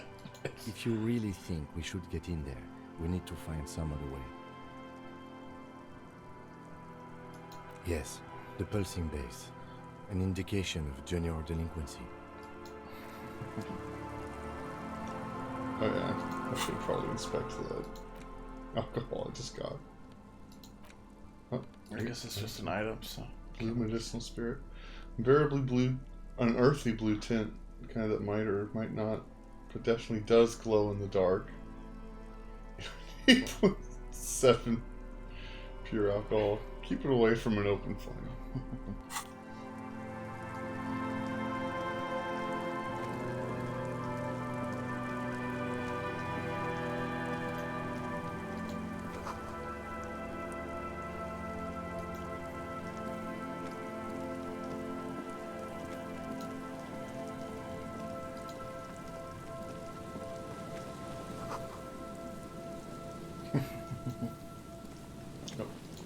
Get some phone.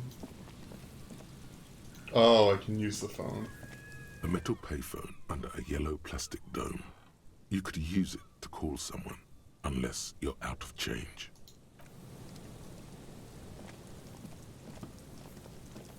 I guess I can report that I've recovered. Oh yeah. You might get some experience for that.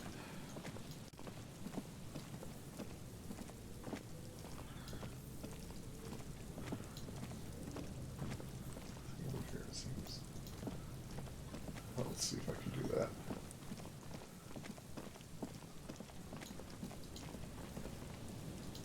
If you wanted to report it, A you metal might payphone also under a yellow plastic dome. be able to use the You could use radio it to call in someone, Kim's car. That's unless true. you're out of change.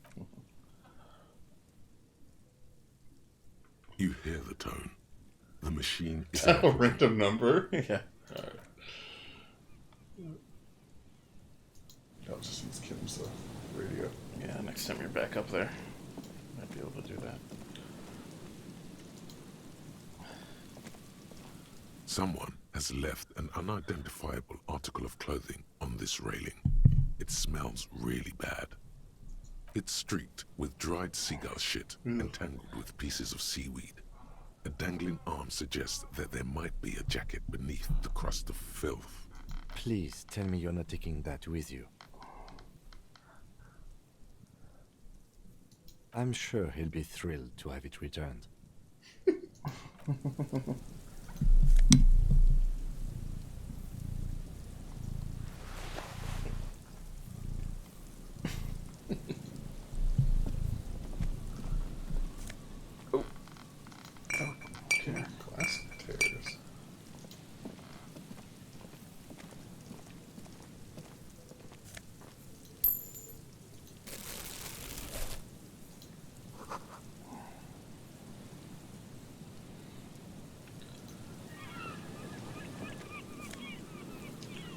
postcard.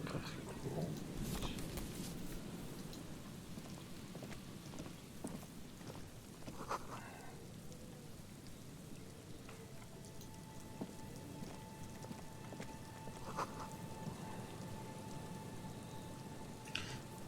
Oh, I think I know which vagrant that might be. Oh, yeah. There are some vagrants around who like to paint things red. I forget her name, though. Cindy. Oh, okay. Cindy, let's go. Amigo Dino's prescription lunch. That's nice.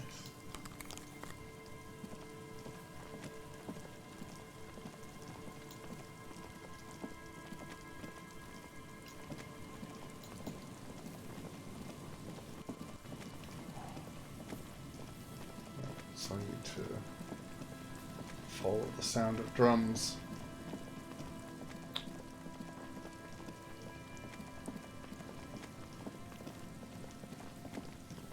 Yeah, so they're out on the ice somewhere. There's plenty of ice around.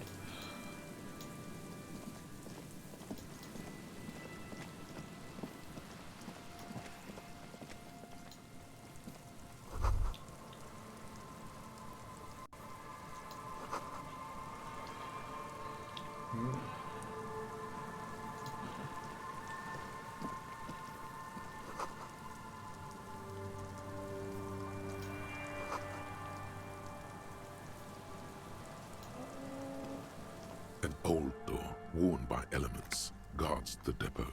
The wind has blown a sand dune in front of it. The door hasn't been opened in a long while. You see a handle. It's military, a service depot of some sort. The washerwoman mentioned a depot up the coast. She said it was for moving ammo and cargo across the bay.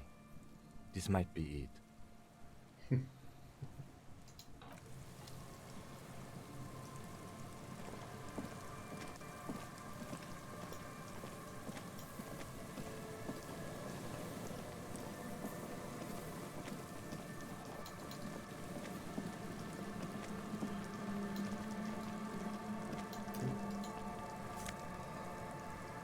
Polish shit.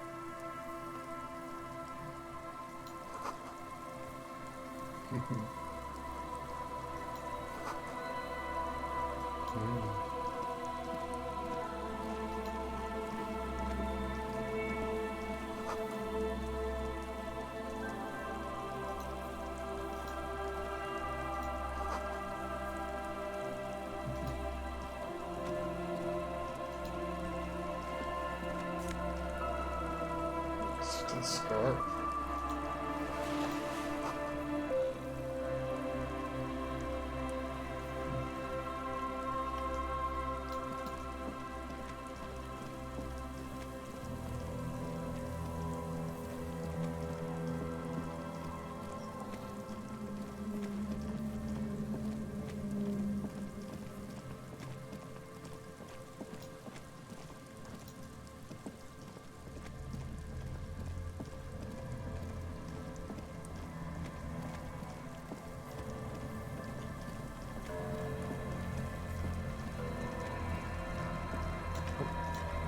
Suspicious rock. With one. Hey! Chunk of change there. I haven't seen the culprit of any drums yet. Yeah, I think it might be on the other side of the church, but I don't remember exactly. Oh, okay. Let's see where everything is. Go around the church. Oh, okay. Ah. This is here.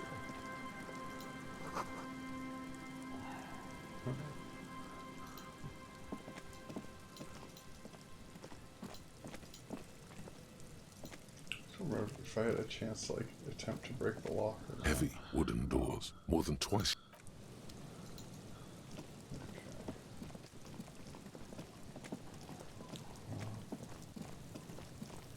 there any more space for me to explore around here? I think there is, but I don't remember exactly. How much I've been up this path here? Okay. Yeah, I've been here yet. Yeah, I think this is the boardwalk.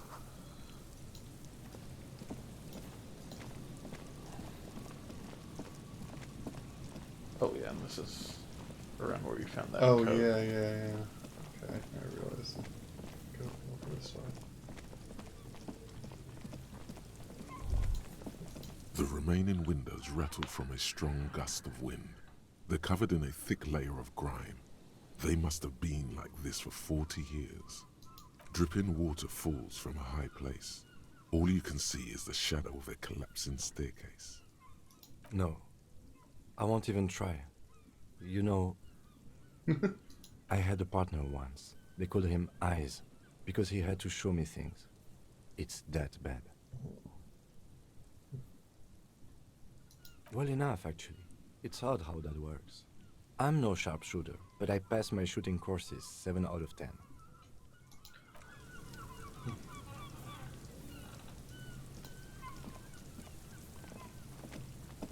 Oh.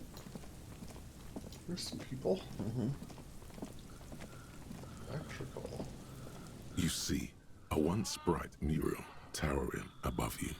The signage has peeled off over the years, but you can still make out Feld Electrical R&D.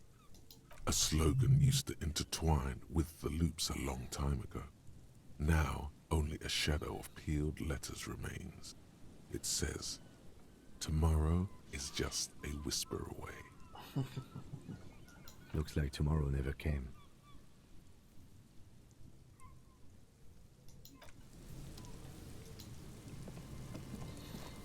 And Mikhail noticed the windows, especially with how there are no windows on the south side.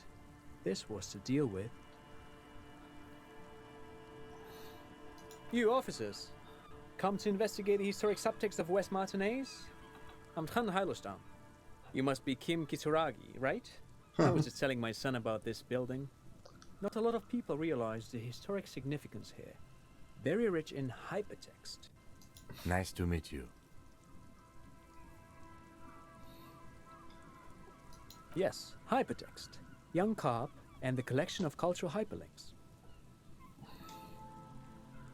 Oh yes, so Mikhail. They had to deal with monitor glare, especially in the summer. They still had vector monitors back then. That was 49 years ago. So they didn't have windows on the south wall. No, I can't say that we've met before, but I've heard of Kim, of course. Mikhail, say hi to the officers.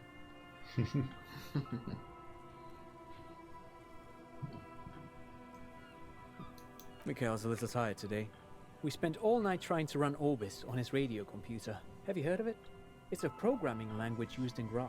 Quite tricky, but he wanted to play this Grad-made adventure program. We've been getting really into worms lately. But I assume you're not here for giant worms when there are so many real things to see. Just as I was telling Mikhail before, this is where the Coalition landed in 08. We could be standing on what is the most interesting landmark in Revachol West.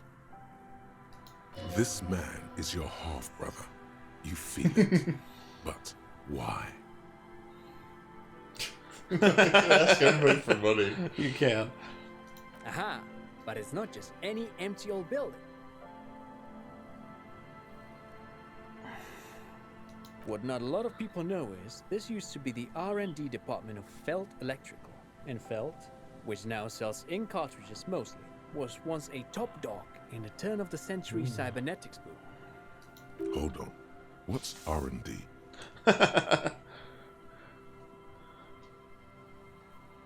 It looks old and weathered, with seagulls picking apart its stone and metal carcass. Bushy undergrowth has taken hold of the collapsed rooftop. Some kind of bird has set up a nest on a broken windowsill. Apologies, it's an acronym for research and development. They don't use it anymore.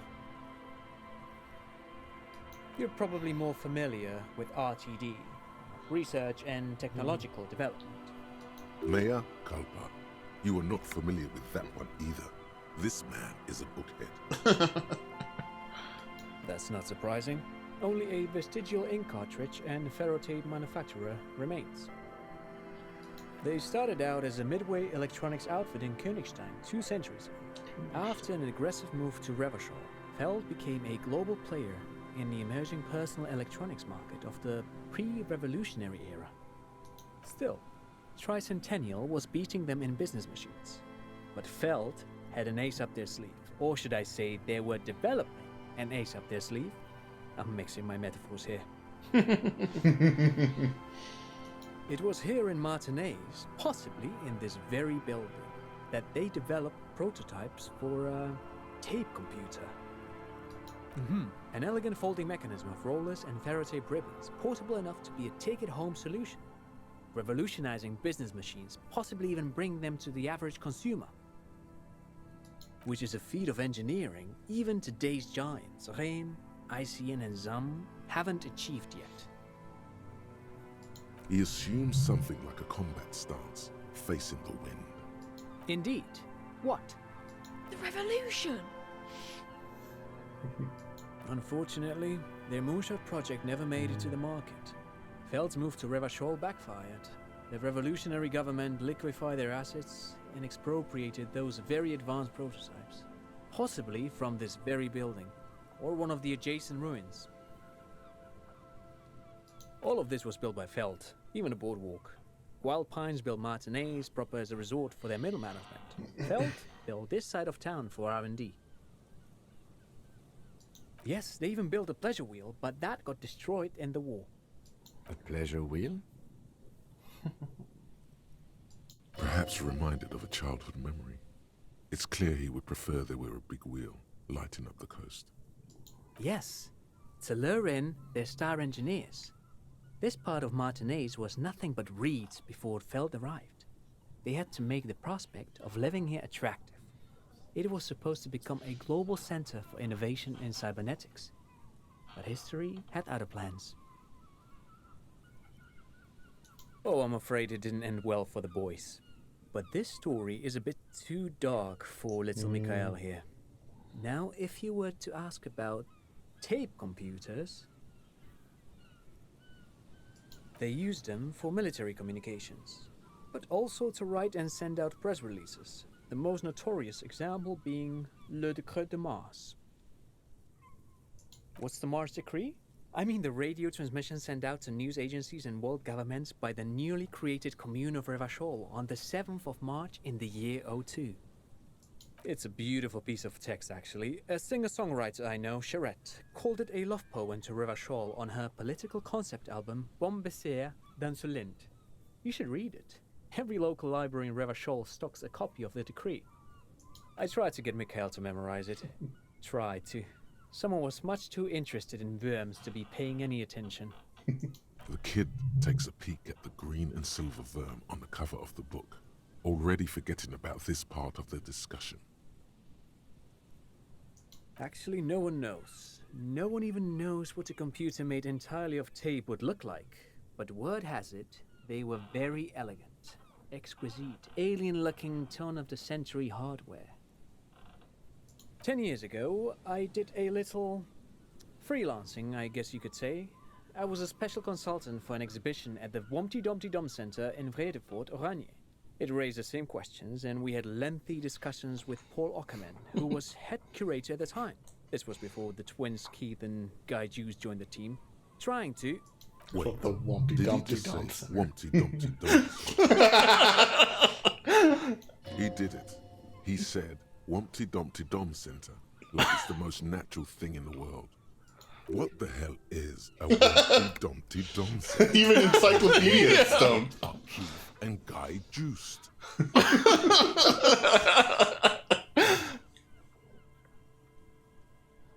The Wompty Dumpty Dum Center for Contemporary Arts. The exhibition itself drew on Lagerman's notion of memory, and so there were some parallels. That's why the head curator, Paul Ockerman, chose to... In fact, I'm not. The Wompty Dumpty Dum Center is a place you can visit if you're ever in Vredefort and are ever in the market for an exhibition space / contemporary art research center. But perhaps I should return to the tape computers. As I was saying, the device itself was very elegant, fragile even. One could write directly on the tape using a special chemical solution. The machine would then analyze the handwriting, perform operations, and project output onto a white screen. It was a beautiful, delicate thing. Very, very cool. Though I understand the socio-economic causes of the revolution, it pains me to imagine the revolutionaries setting fire to this precious device. But so they did. The felt playback experiment vanished into the fires of '07. Yes, the official name of the prototype. Some sources report it as the felt playback experience, but those are incorrect. Who knows? Maybe it was an accident, or maybe they didn't want the technology to end up in the wrong hands. Either way, they're all gone now. All 3 versions of the prototype. Nothing but debris and ashes remain inside that building. But of course, what else? No, thanks to you for having me and little Mikhail here to pick your brain. A very interesting conversation indeed. Trent seems like a nice guy. Oh, yeah.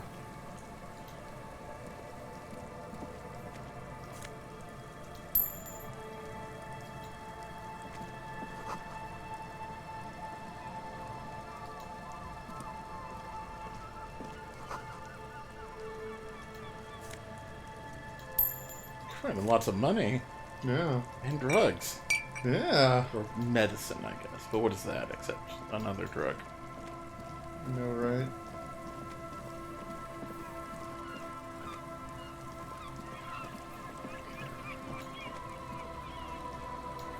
Can I go this way?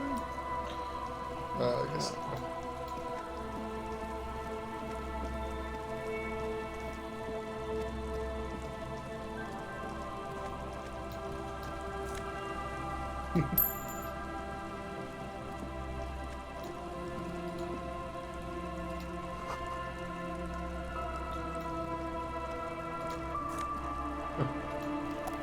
Ooh.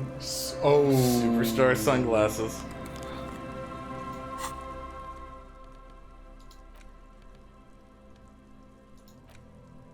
Jones Stardom, too dazzling for your eyes. Can't bear to look at your own fabulous reflection in the mirror. These classic oversized sunglasses are for you. You bet your ass they are.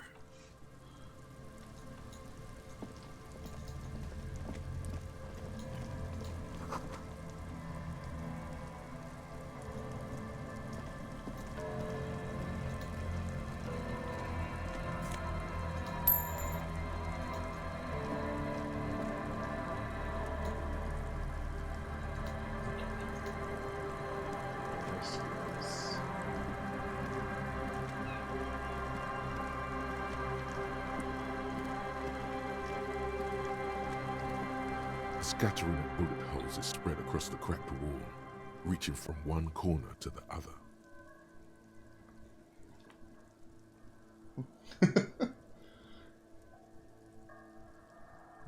Know about the revolution. Correct.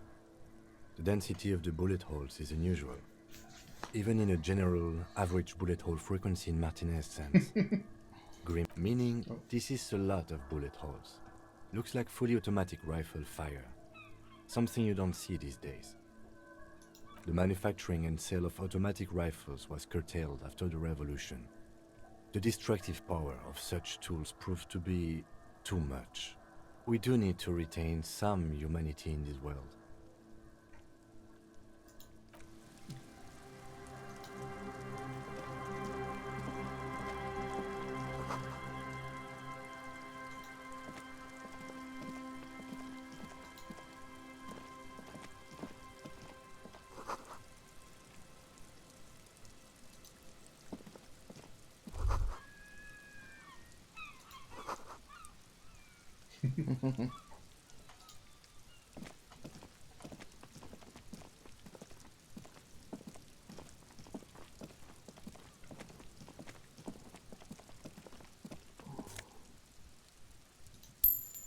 It's just rolling in it now.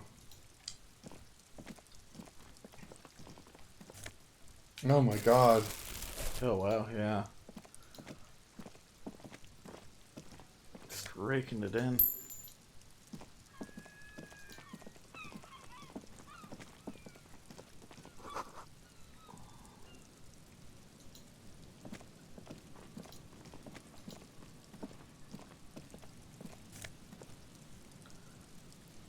I think that's a hat, maybe? Oh, okay.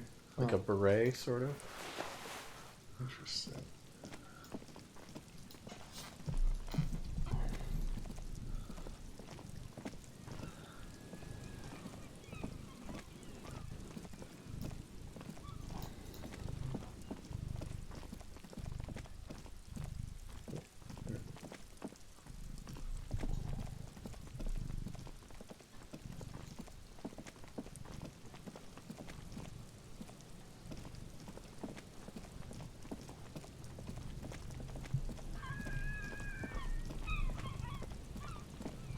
Oh, somebody here. Yeah.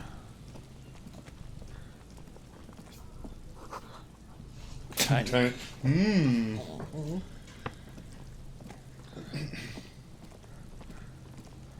Here we go. Nice and easy. No way out, little guys. Not out of this gem. There's a cylinder on the ground in which the man is arranging some netting. It looks like some kind of trap. He notices you. Who's there? Oh, the police. Hello, officers. His self-conscious enthusiasm renders his movements ungainly. He looks like your understanding of a scientist. Is that the police? Why are the police here? Don't worry, Gary. I'll handle it. To what do I owe the pleasure?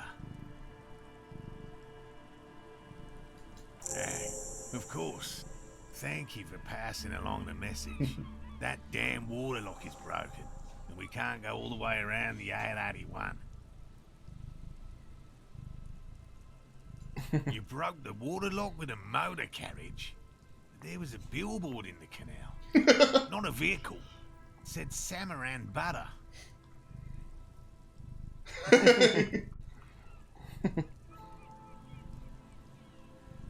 Did he say we can go back now? Yes, Gary. We can go soon. If you see Lena, tell her I won't be long. Sir, your wife is waiting for you. I just have to do one more round. See if the phasmid has taken the bait. Then we're going.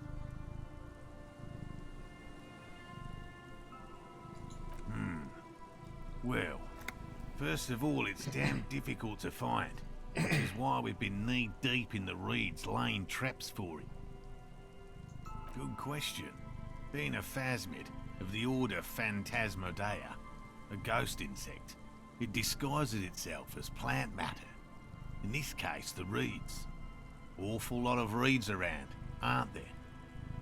And I suspect it may have also developed other specialised techniques to protect itself from predators or scientists in our present case.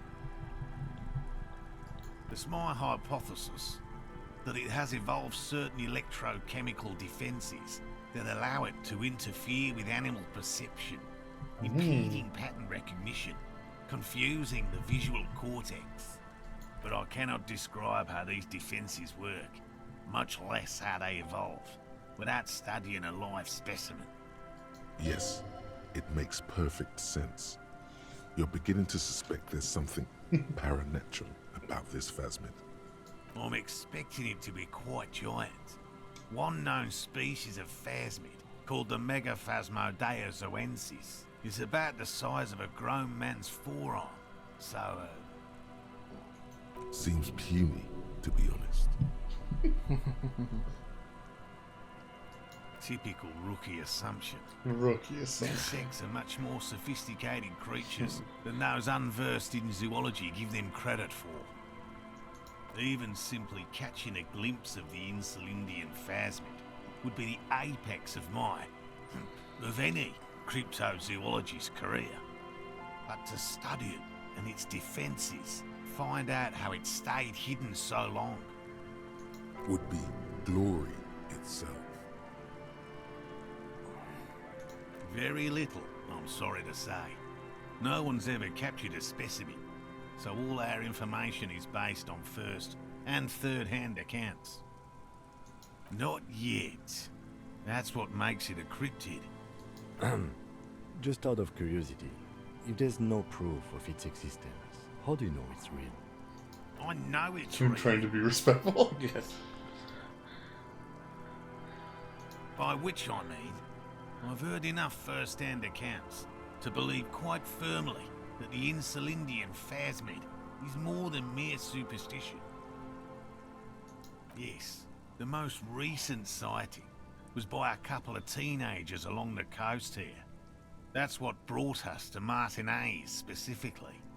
It's the first credible sighting in several decades. Admittedly, it's an unusual location for this species, but with all the sewage runoff upstream, it probably doesn't matter much anymore. I have to resist the thought. Such an extraordinary creature is doubtlessly highly resilient. After all, it's generally thought to be capable of parthenogenesis. Yes, the females don't need males to reproduce. Makes it easier for a species to survive in adverse conditions. Yes, the Insulindian phasmid is a very clever insect. That's why it's so damn difficult to catch.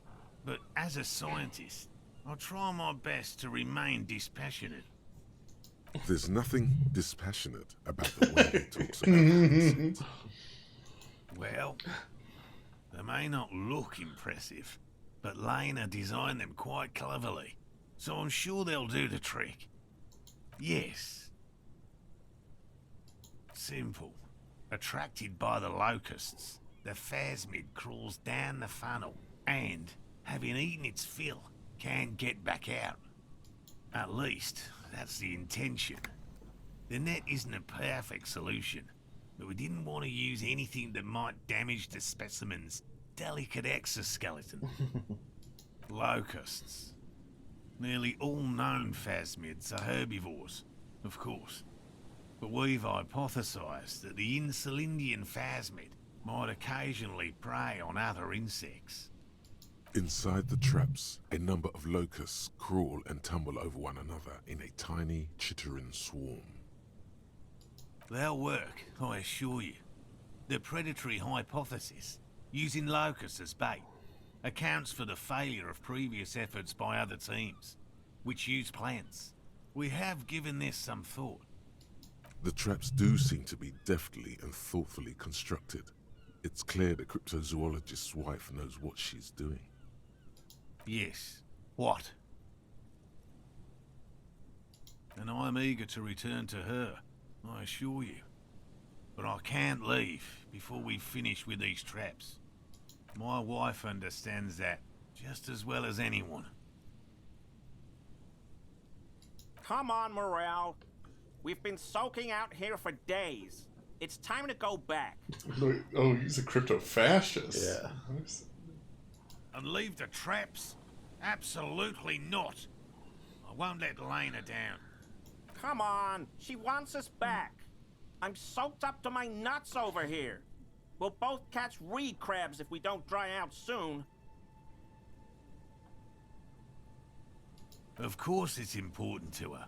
She's seen it. A verified sighting, on record. One of only 4 this century, and it's hers. She's seen it? Yes, that's how we first came to know one another, in fact. But that's her story to tell, not mine. Needless to say, you must ask her about the mysterious phasmid. No, absolutely. Suffice to say, it's long been our dream to find proof of the Insulindian phasmid together. I can't abandon course now.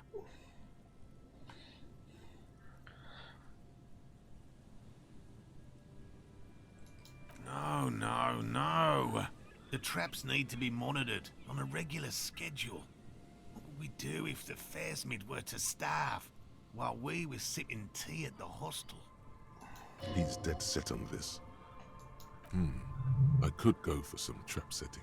I didn't expect you to take such an interest in our work here, officer.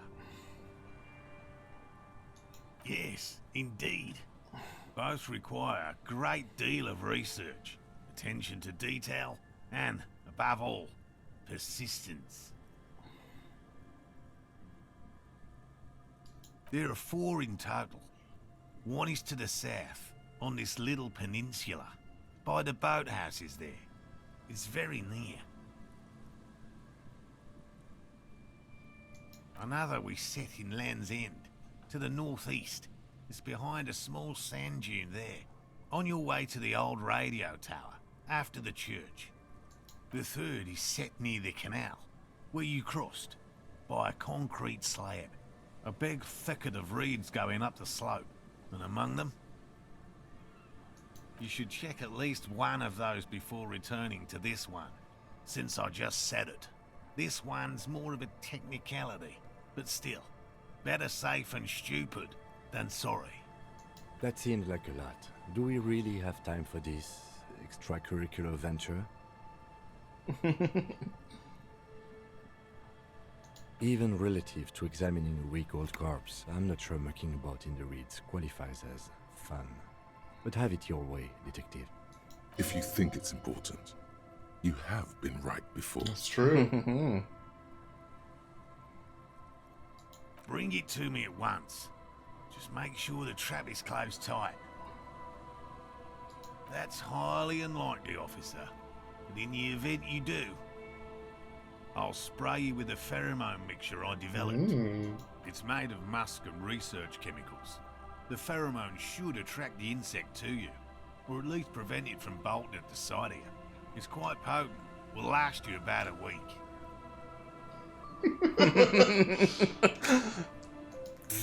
Yeah. The armpit.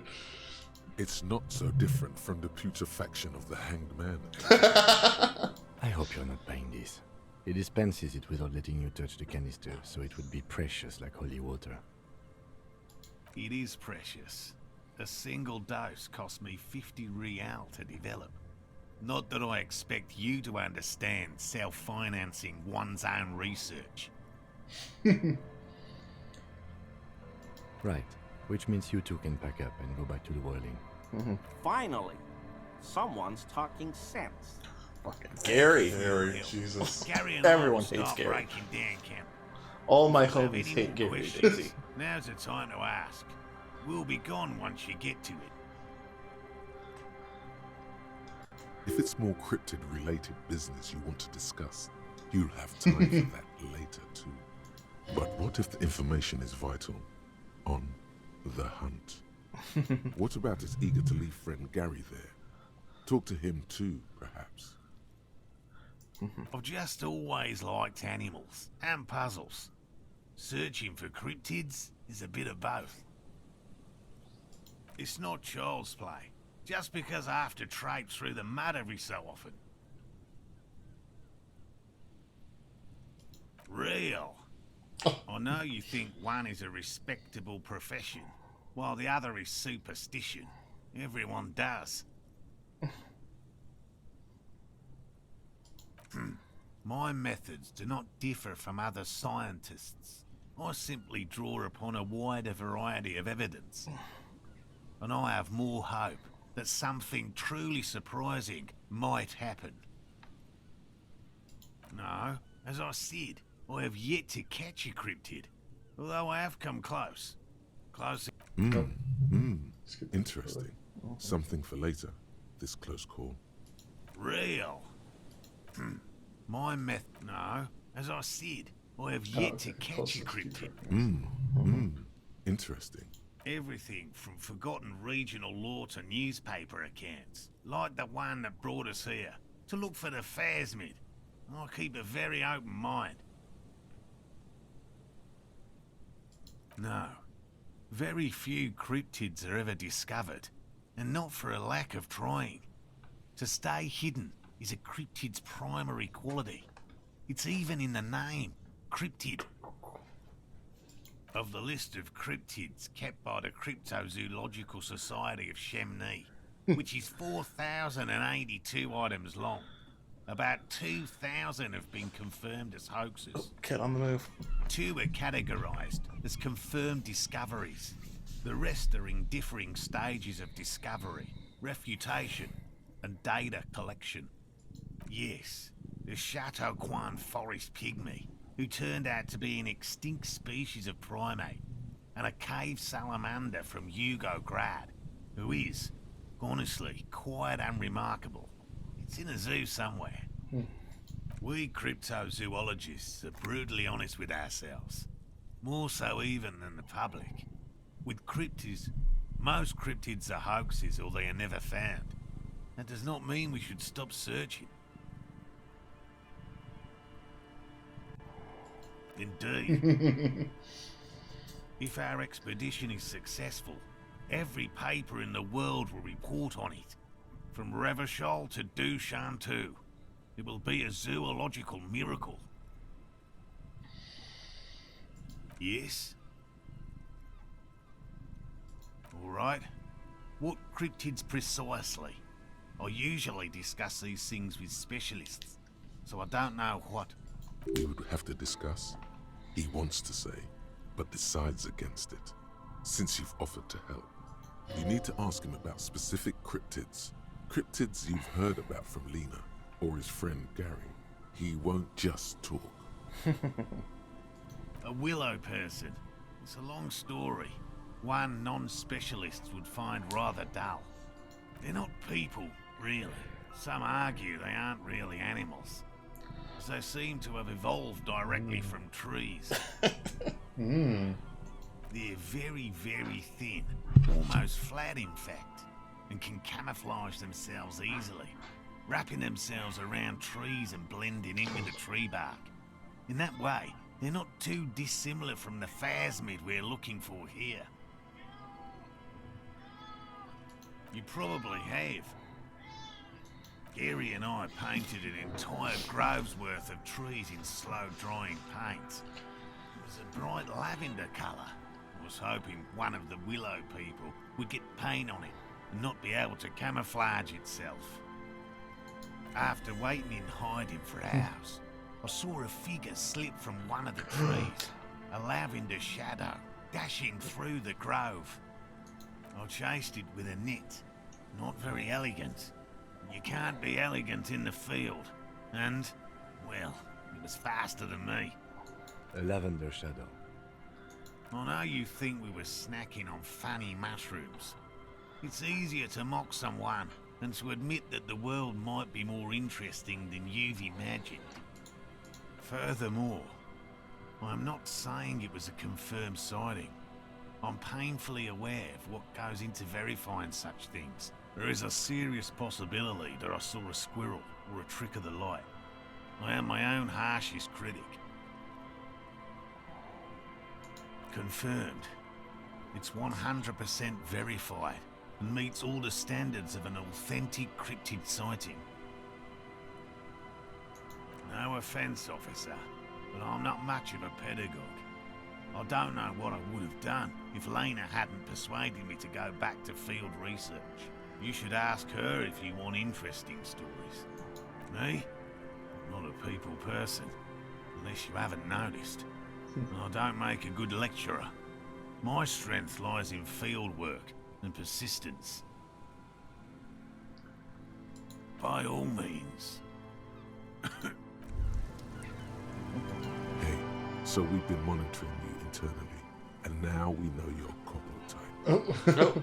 I thought we already figured out my confidence. Yeah, I thought you had. Yes. You were a superstar. Guess what's yours?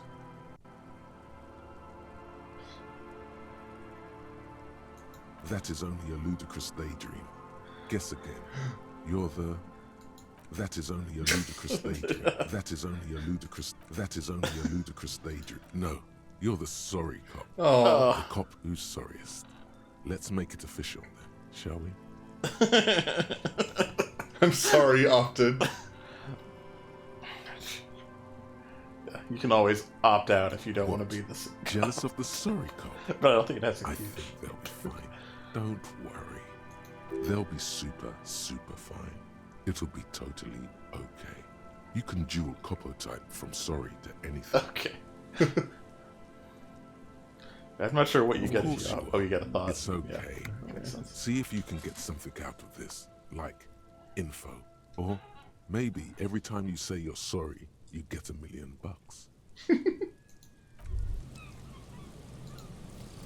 Oh, and you got it down there. Oh, okay. Derealization. Wow, it's some evocative artwork. Jamais vu. The opposite of déjà vu. Ah, okay. Not already seen, but never seen. Everything that should be familiar appears strange and new, like some half-forgotten day in your childhood. Only now. That's the feeling you've been having. And for who knows how long. You should go and ask Joyce Messier about this. What world are we in? This is a fundamental question. What were the bonuses on that? Oh, it's up there. +1 XP from every orb clicked. Oh, okay. Cap raise. Cool. Neat. Did I get a new thought? Rigorous self-critique. And you also have the Wompty Dumpty Dumps. Oh, this is a thought. Yeah. Alright. Something heinously exciting is annoying. Gathered beneath the building roof an oddly shaped trophy building. Just starts the show.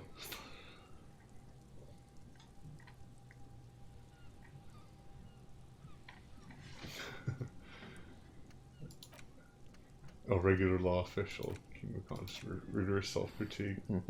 What sorry piece of shit. I think I'll do.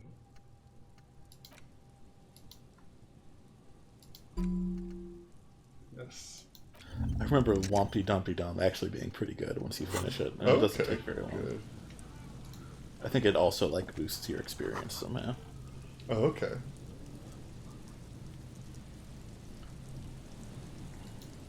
I might have just picked it because of the name. I don't exactly remember.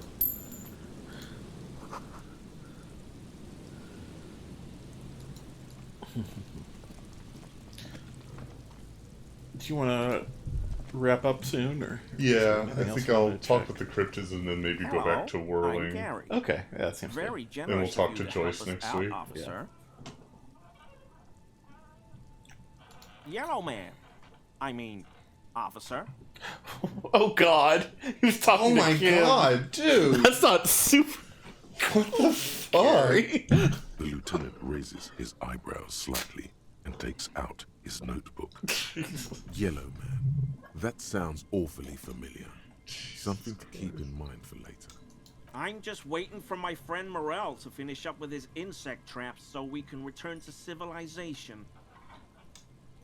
I like nature, just not this bloody coast. It's mostly drunks and degenerates that come here. Dark times will do that to good men.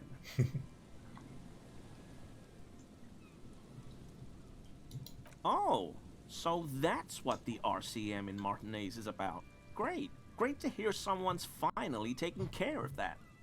So you do know something about it? No. Nothing.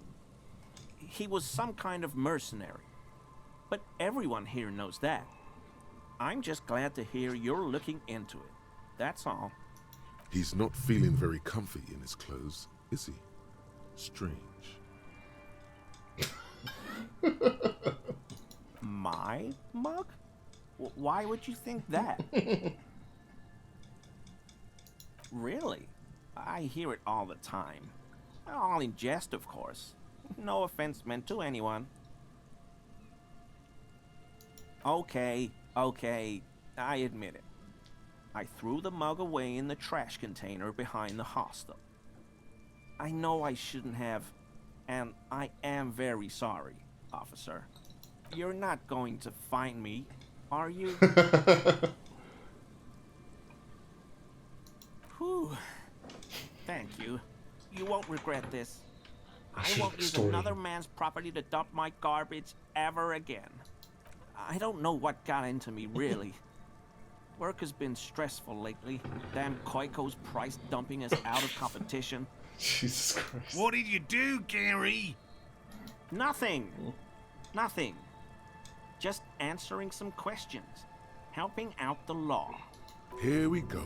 Start pumping that sweet info. I know a guy who works with the trash collection services, CS Municipal. He gave me a master key for the trash containers of Martinez. So I can use the Whirling's trash compactor to store my own stuff. Garbage disposal is expensive as hell. The damn Hemians run it like a mob. Gary is so racist. I'm sorry, okay? I thought I could cut costs. I shouldn't have. I shouldn't have disgraced myself. Disgraced? No need for the histrionic, sir. It was, after all, just a trash container. He studies his reaction. Gary doesn't answer. Officer, please. Let me explain. It's not like that. I was only cleaning up. I live right across the yard from where he was hanged, and I saw him stripped naked. All the clothes lying around in the yard, smelling. People are animals, you know? Then I came out to clean up the rags because no one else would. I put them into the Whirling's trash, along with a broken mug, admittedly. Okay, I was coming to throw the mug away, and, well, I threw the mug there and the clothes too. Right. It was just civic duty. Exactly. That's exactly what it was.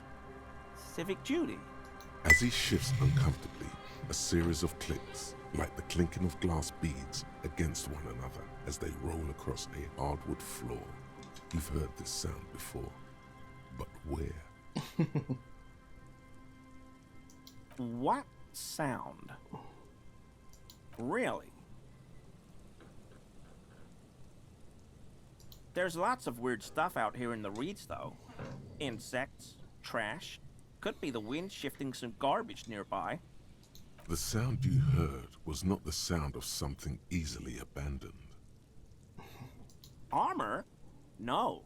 I mean, yes. Of course. I know he was wearing armor, but I don't know anything about it. There's something going on here. You should observe him more closely after this topic is concluded. I hope I could help your investigation, in my small way. No. I help Morel with research sometimes, and I've learned some things along the way, but I don't usually go in for picnics like this on my own. There probably is a follow-up to this, but you can't think of any. Doesn't matter. Waste of time anyway. Gotta keep moving. Not many Sealites here, or anywhere, other than Sail. I meant no offense, truly. Do you remember how, when we met Measurehead and I said the next racist will be a really good one?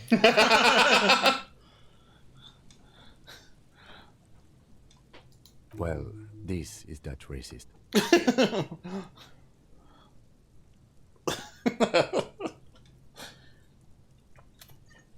I don't know who that is, but all I meant was there are not many Sealites around here. Oh, yes. Of course he is. I was just speaking about his connections. Let's change the subject, okay?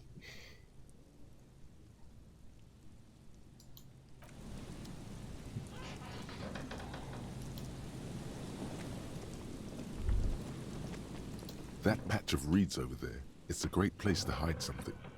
Kind of out of the way, being so close to the water. You don't have a reason to.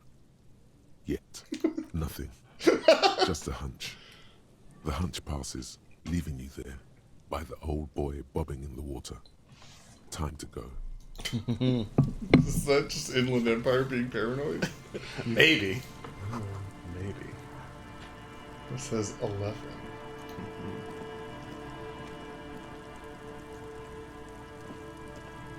So, are there traps I'm supposed to check on? Yeah, that's part of the Phasmid storyline. Okay. There's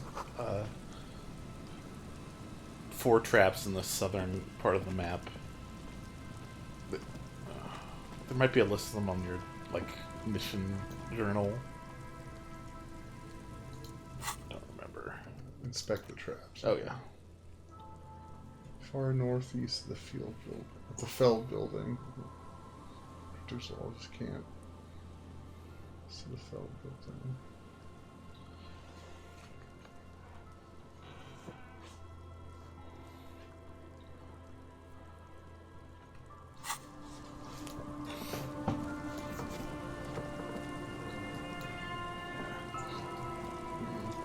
There's one, I think it's just like right around here somewhere. Oh yeah, that's it. I think? No. I guess that's just a rock. If you hit tab, it's probably a selectable.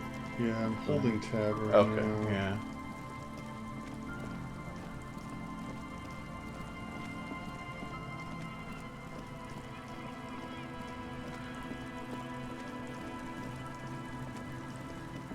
Oh. That must be it.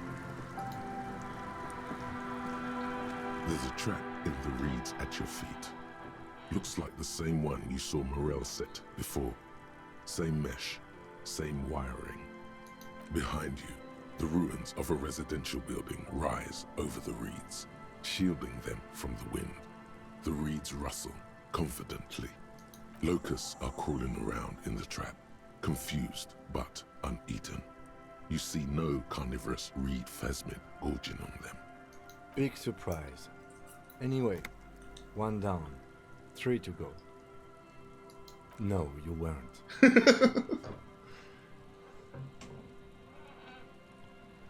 you think it would take long to find these traps? Probably not.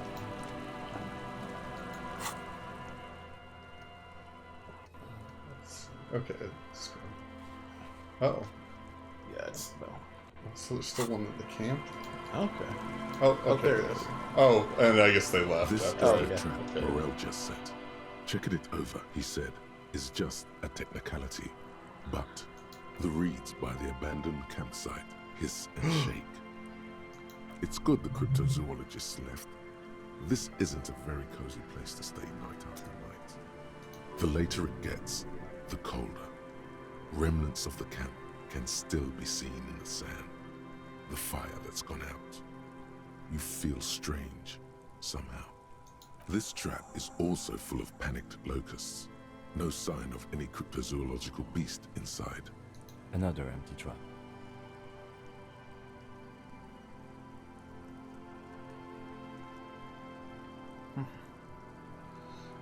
Always up for a good job. Otherwise, would I still be on this case with you?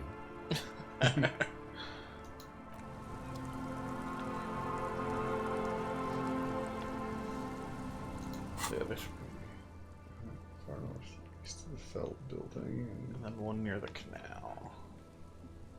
Southeast of the village. Okay. I think I need to go this way. Go back to the Feld building. I said, I think that one was like near the radio tower, or like kind of on the way to the radio tower. Oh, okay. Something like that. Oh, I think Feld buildings. This is the Feld building. Yeah, that's the Feld building.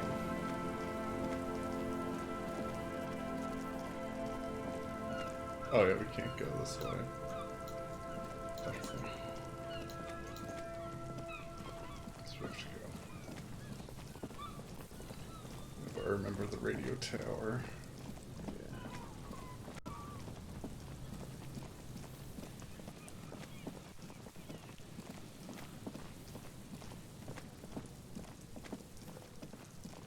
Did we ever figure out where that drumming was coming from? Oh yeah, it was behind the church. Yeah, it's somewhere kind of, I think it's like kind of east of the church. Okay. So I see we have to get through the church before. No, you can just kind of go around. Oh, okay. I think you have to find that to get into the church. Oh, okay. But I don't remember the exact sequence, and there's probably like ways to skip it. Let's see.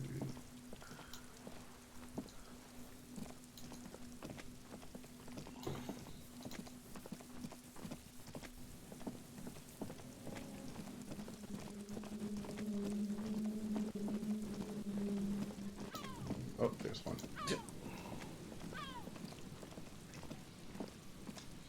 This trap's not too hard to spot, once you know what to look for. Keeping it hidden has not been a priority for the cryptozoologist. The reeds sway in the coastal breeze. They seem to be waiting for something. The wind picks up here, near the cape's end, surrounding the narrow strip of land from 3 cardinal directions. It's cold for this time of year. Nothing but locusts in this trap as well.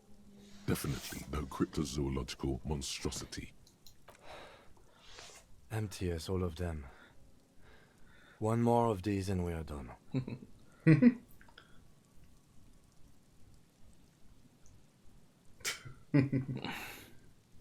No, I'm fine. I didn't mean to complain, it's just...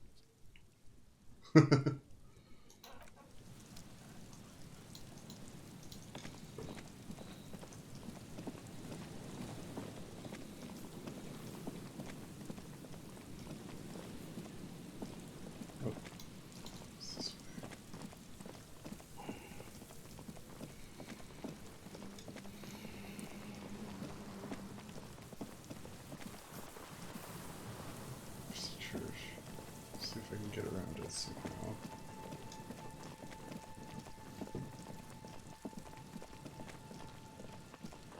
Yeah, I don't think you want to be up on that deck. Oh, okay. Just kind of go east from here. Okay. Oh.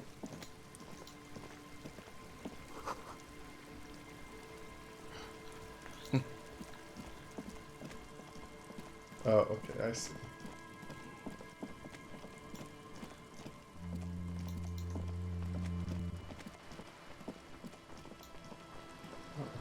A cairn.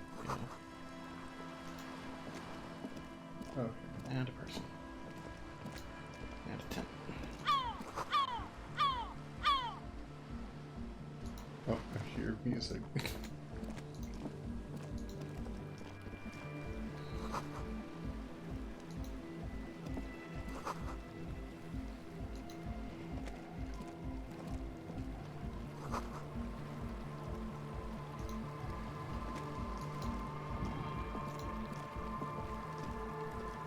A pane of Eternite has been planted into the snow.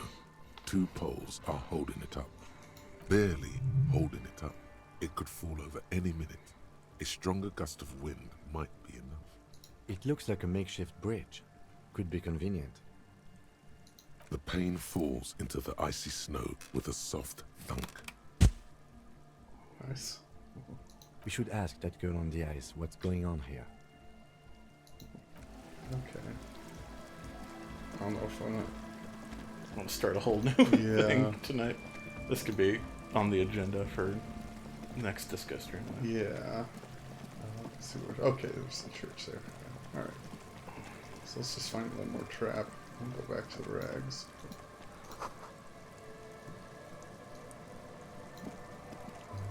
So it was like south of the village? Yeah. Okay.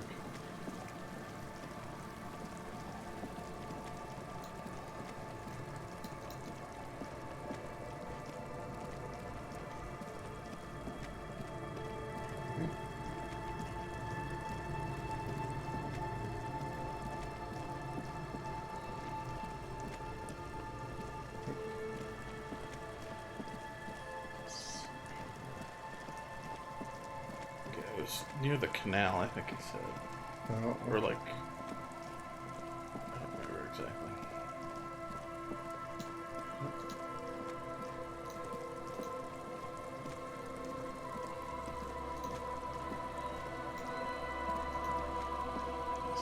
Clicked on that. Rust peels off the bent iron posts of the swing. The wind whistles through the skeleton of the small house behind you. There's desolation. everywhere. In this yard? Someone thought they could have a summer house in a block obscure for cheap. It didn't work out. They abandoned it about a decade ago. A black block, a part of the city left unrenovated after the war, or one that has fallen to gang violence, or has become inhospitable in some other way. Practically, it's not an official term in any way, but look around. No sewage, broken power lines, crime, drunks. Life is tough in the blocks. It's no place to build a summer house. Yes, for you to scavenge like a post-apocalyptic scavenger who collects trash and errant magnesium blisters. It's not meant as nagging, just an observation. We should move. I don't think we will solve the murder with forays into the urban hinterland, at least in this phase of the investigation.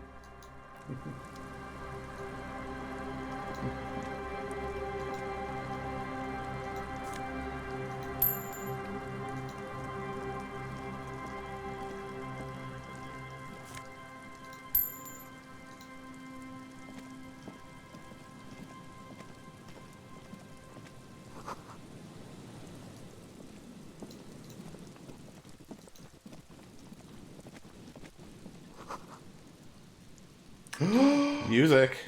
A small church in Saint-Sain. Hell yeah. Oh, wait. Okay. Okay, sorry. Trap. Canal. Which way is the canal? It should be eastish. Okay. It's, like the waterlock area. Oh, okay, sure. So yeah. We'd in theory be near some reeds as well. Yeah. Okay, here's the water lock. Okay. Oh, there it is. It takes you a moment, but finally you spot the last of Morel's traps. This one's partially obscured by the reeds. The reeds bend forlornly toward the sand. Some tufts have been crushed. The broken stalks seem like a rebuke. The sound of the city hums in the east. The constant, distant song, louder on this part of the coast, nearer somehow. And there's that cold again. Always the cold. The trap feels light and silent as you pick it up. Something is different here. No locusts. Well, the bait worked on something. This doesn't mean it was a reed monster, though. Unless you see one in there. I just see an empty trap. The netting is a little untidy, messier than the others.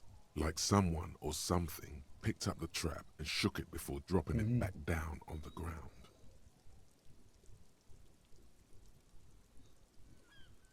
Perhaps our cryptozoologists have competition in the form of an actual entomologist, or someone else is sabotaging them.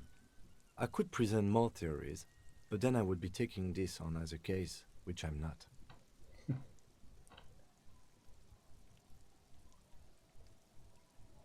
We did sort of promise to tell them, didn't we?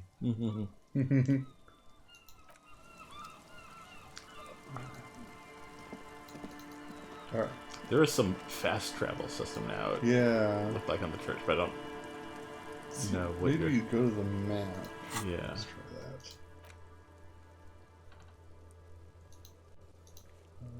Let's see. Okay, oh, these are different. Oh yeah, those are like the checks you can make. Let's see. Okay. Kind of have a bigger sense of Martinez here. I think that's the whirling right there. I believe that's right, yeah. It's the bookstore. There's Joyce there. Yeah, I wonder how fast travel works. It said it was unlocked. Yeah. Because when you got to the church, it had like a point you could fast travel to. Let's go to Elysium. Fast travel.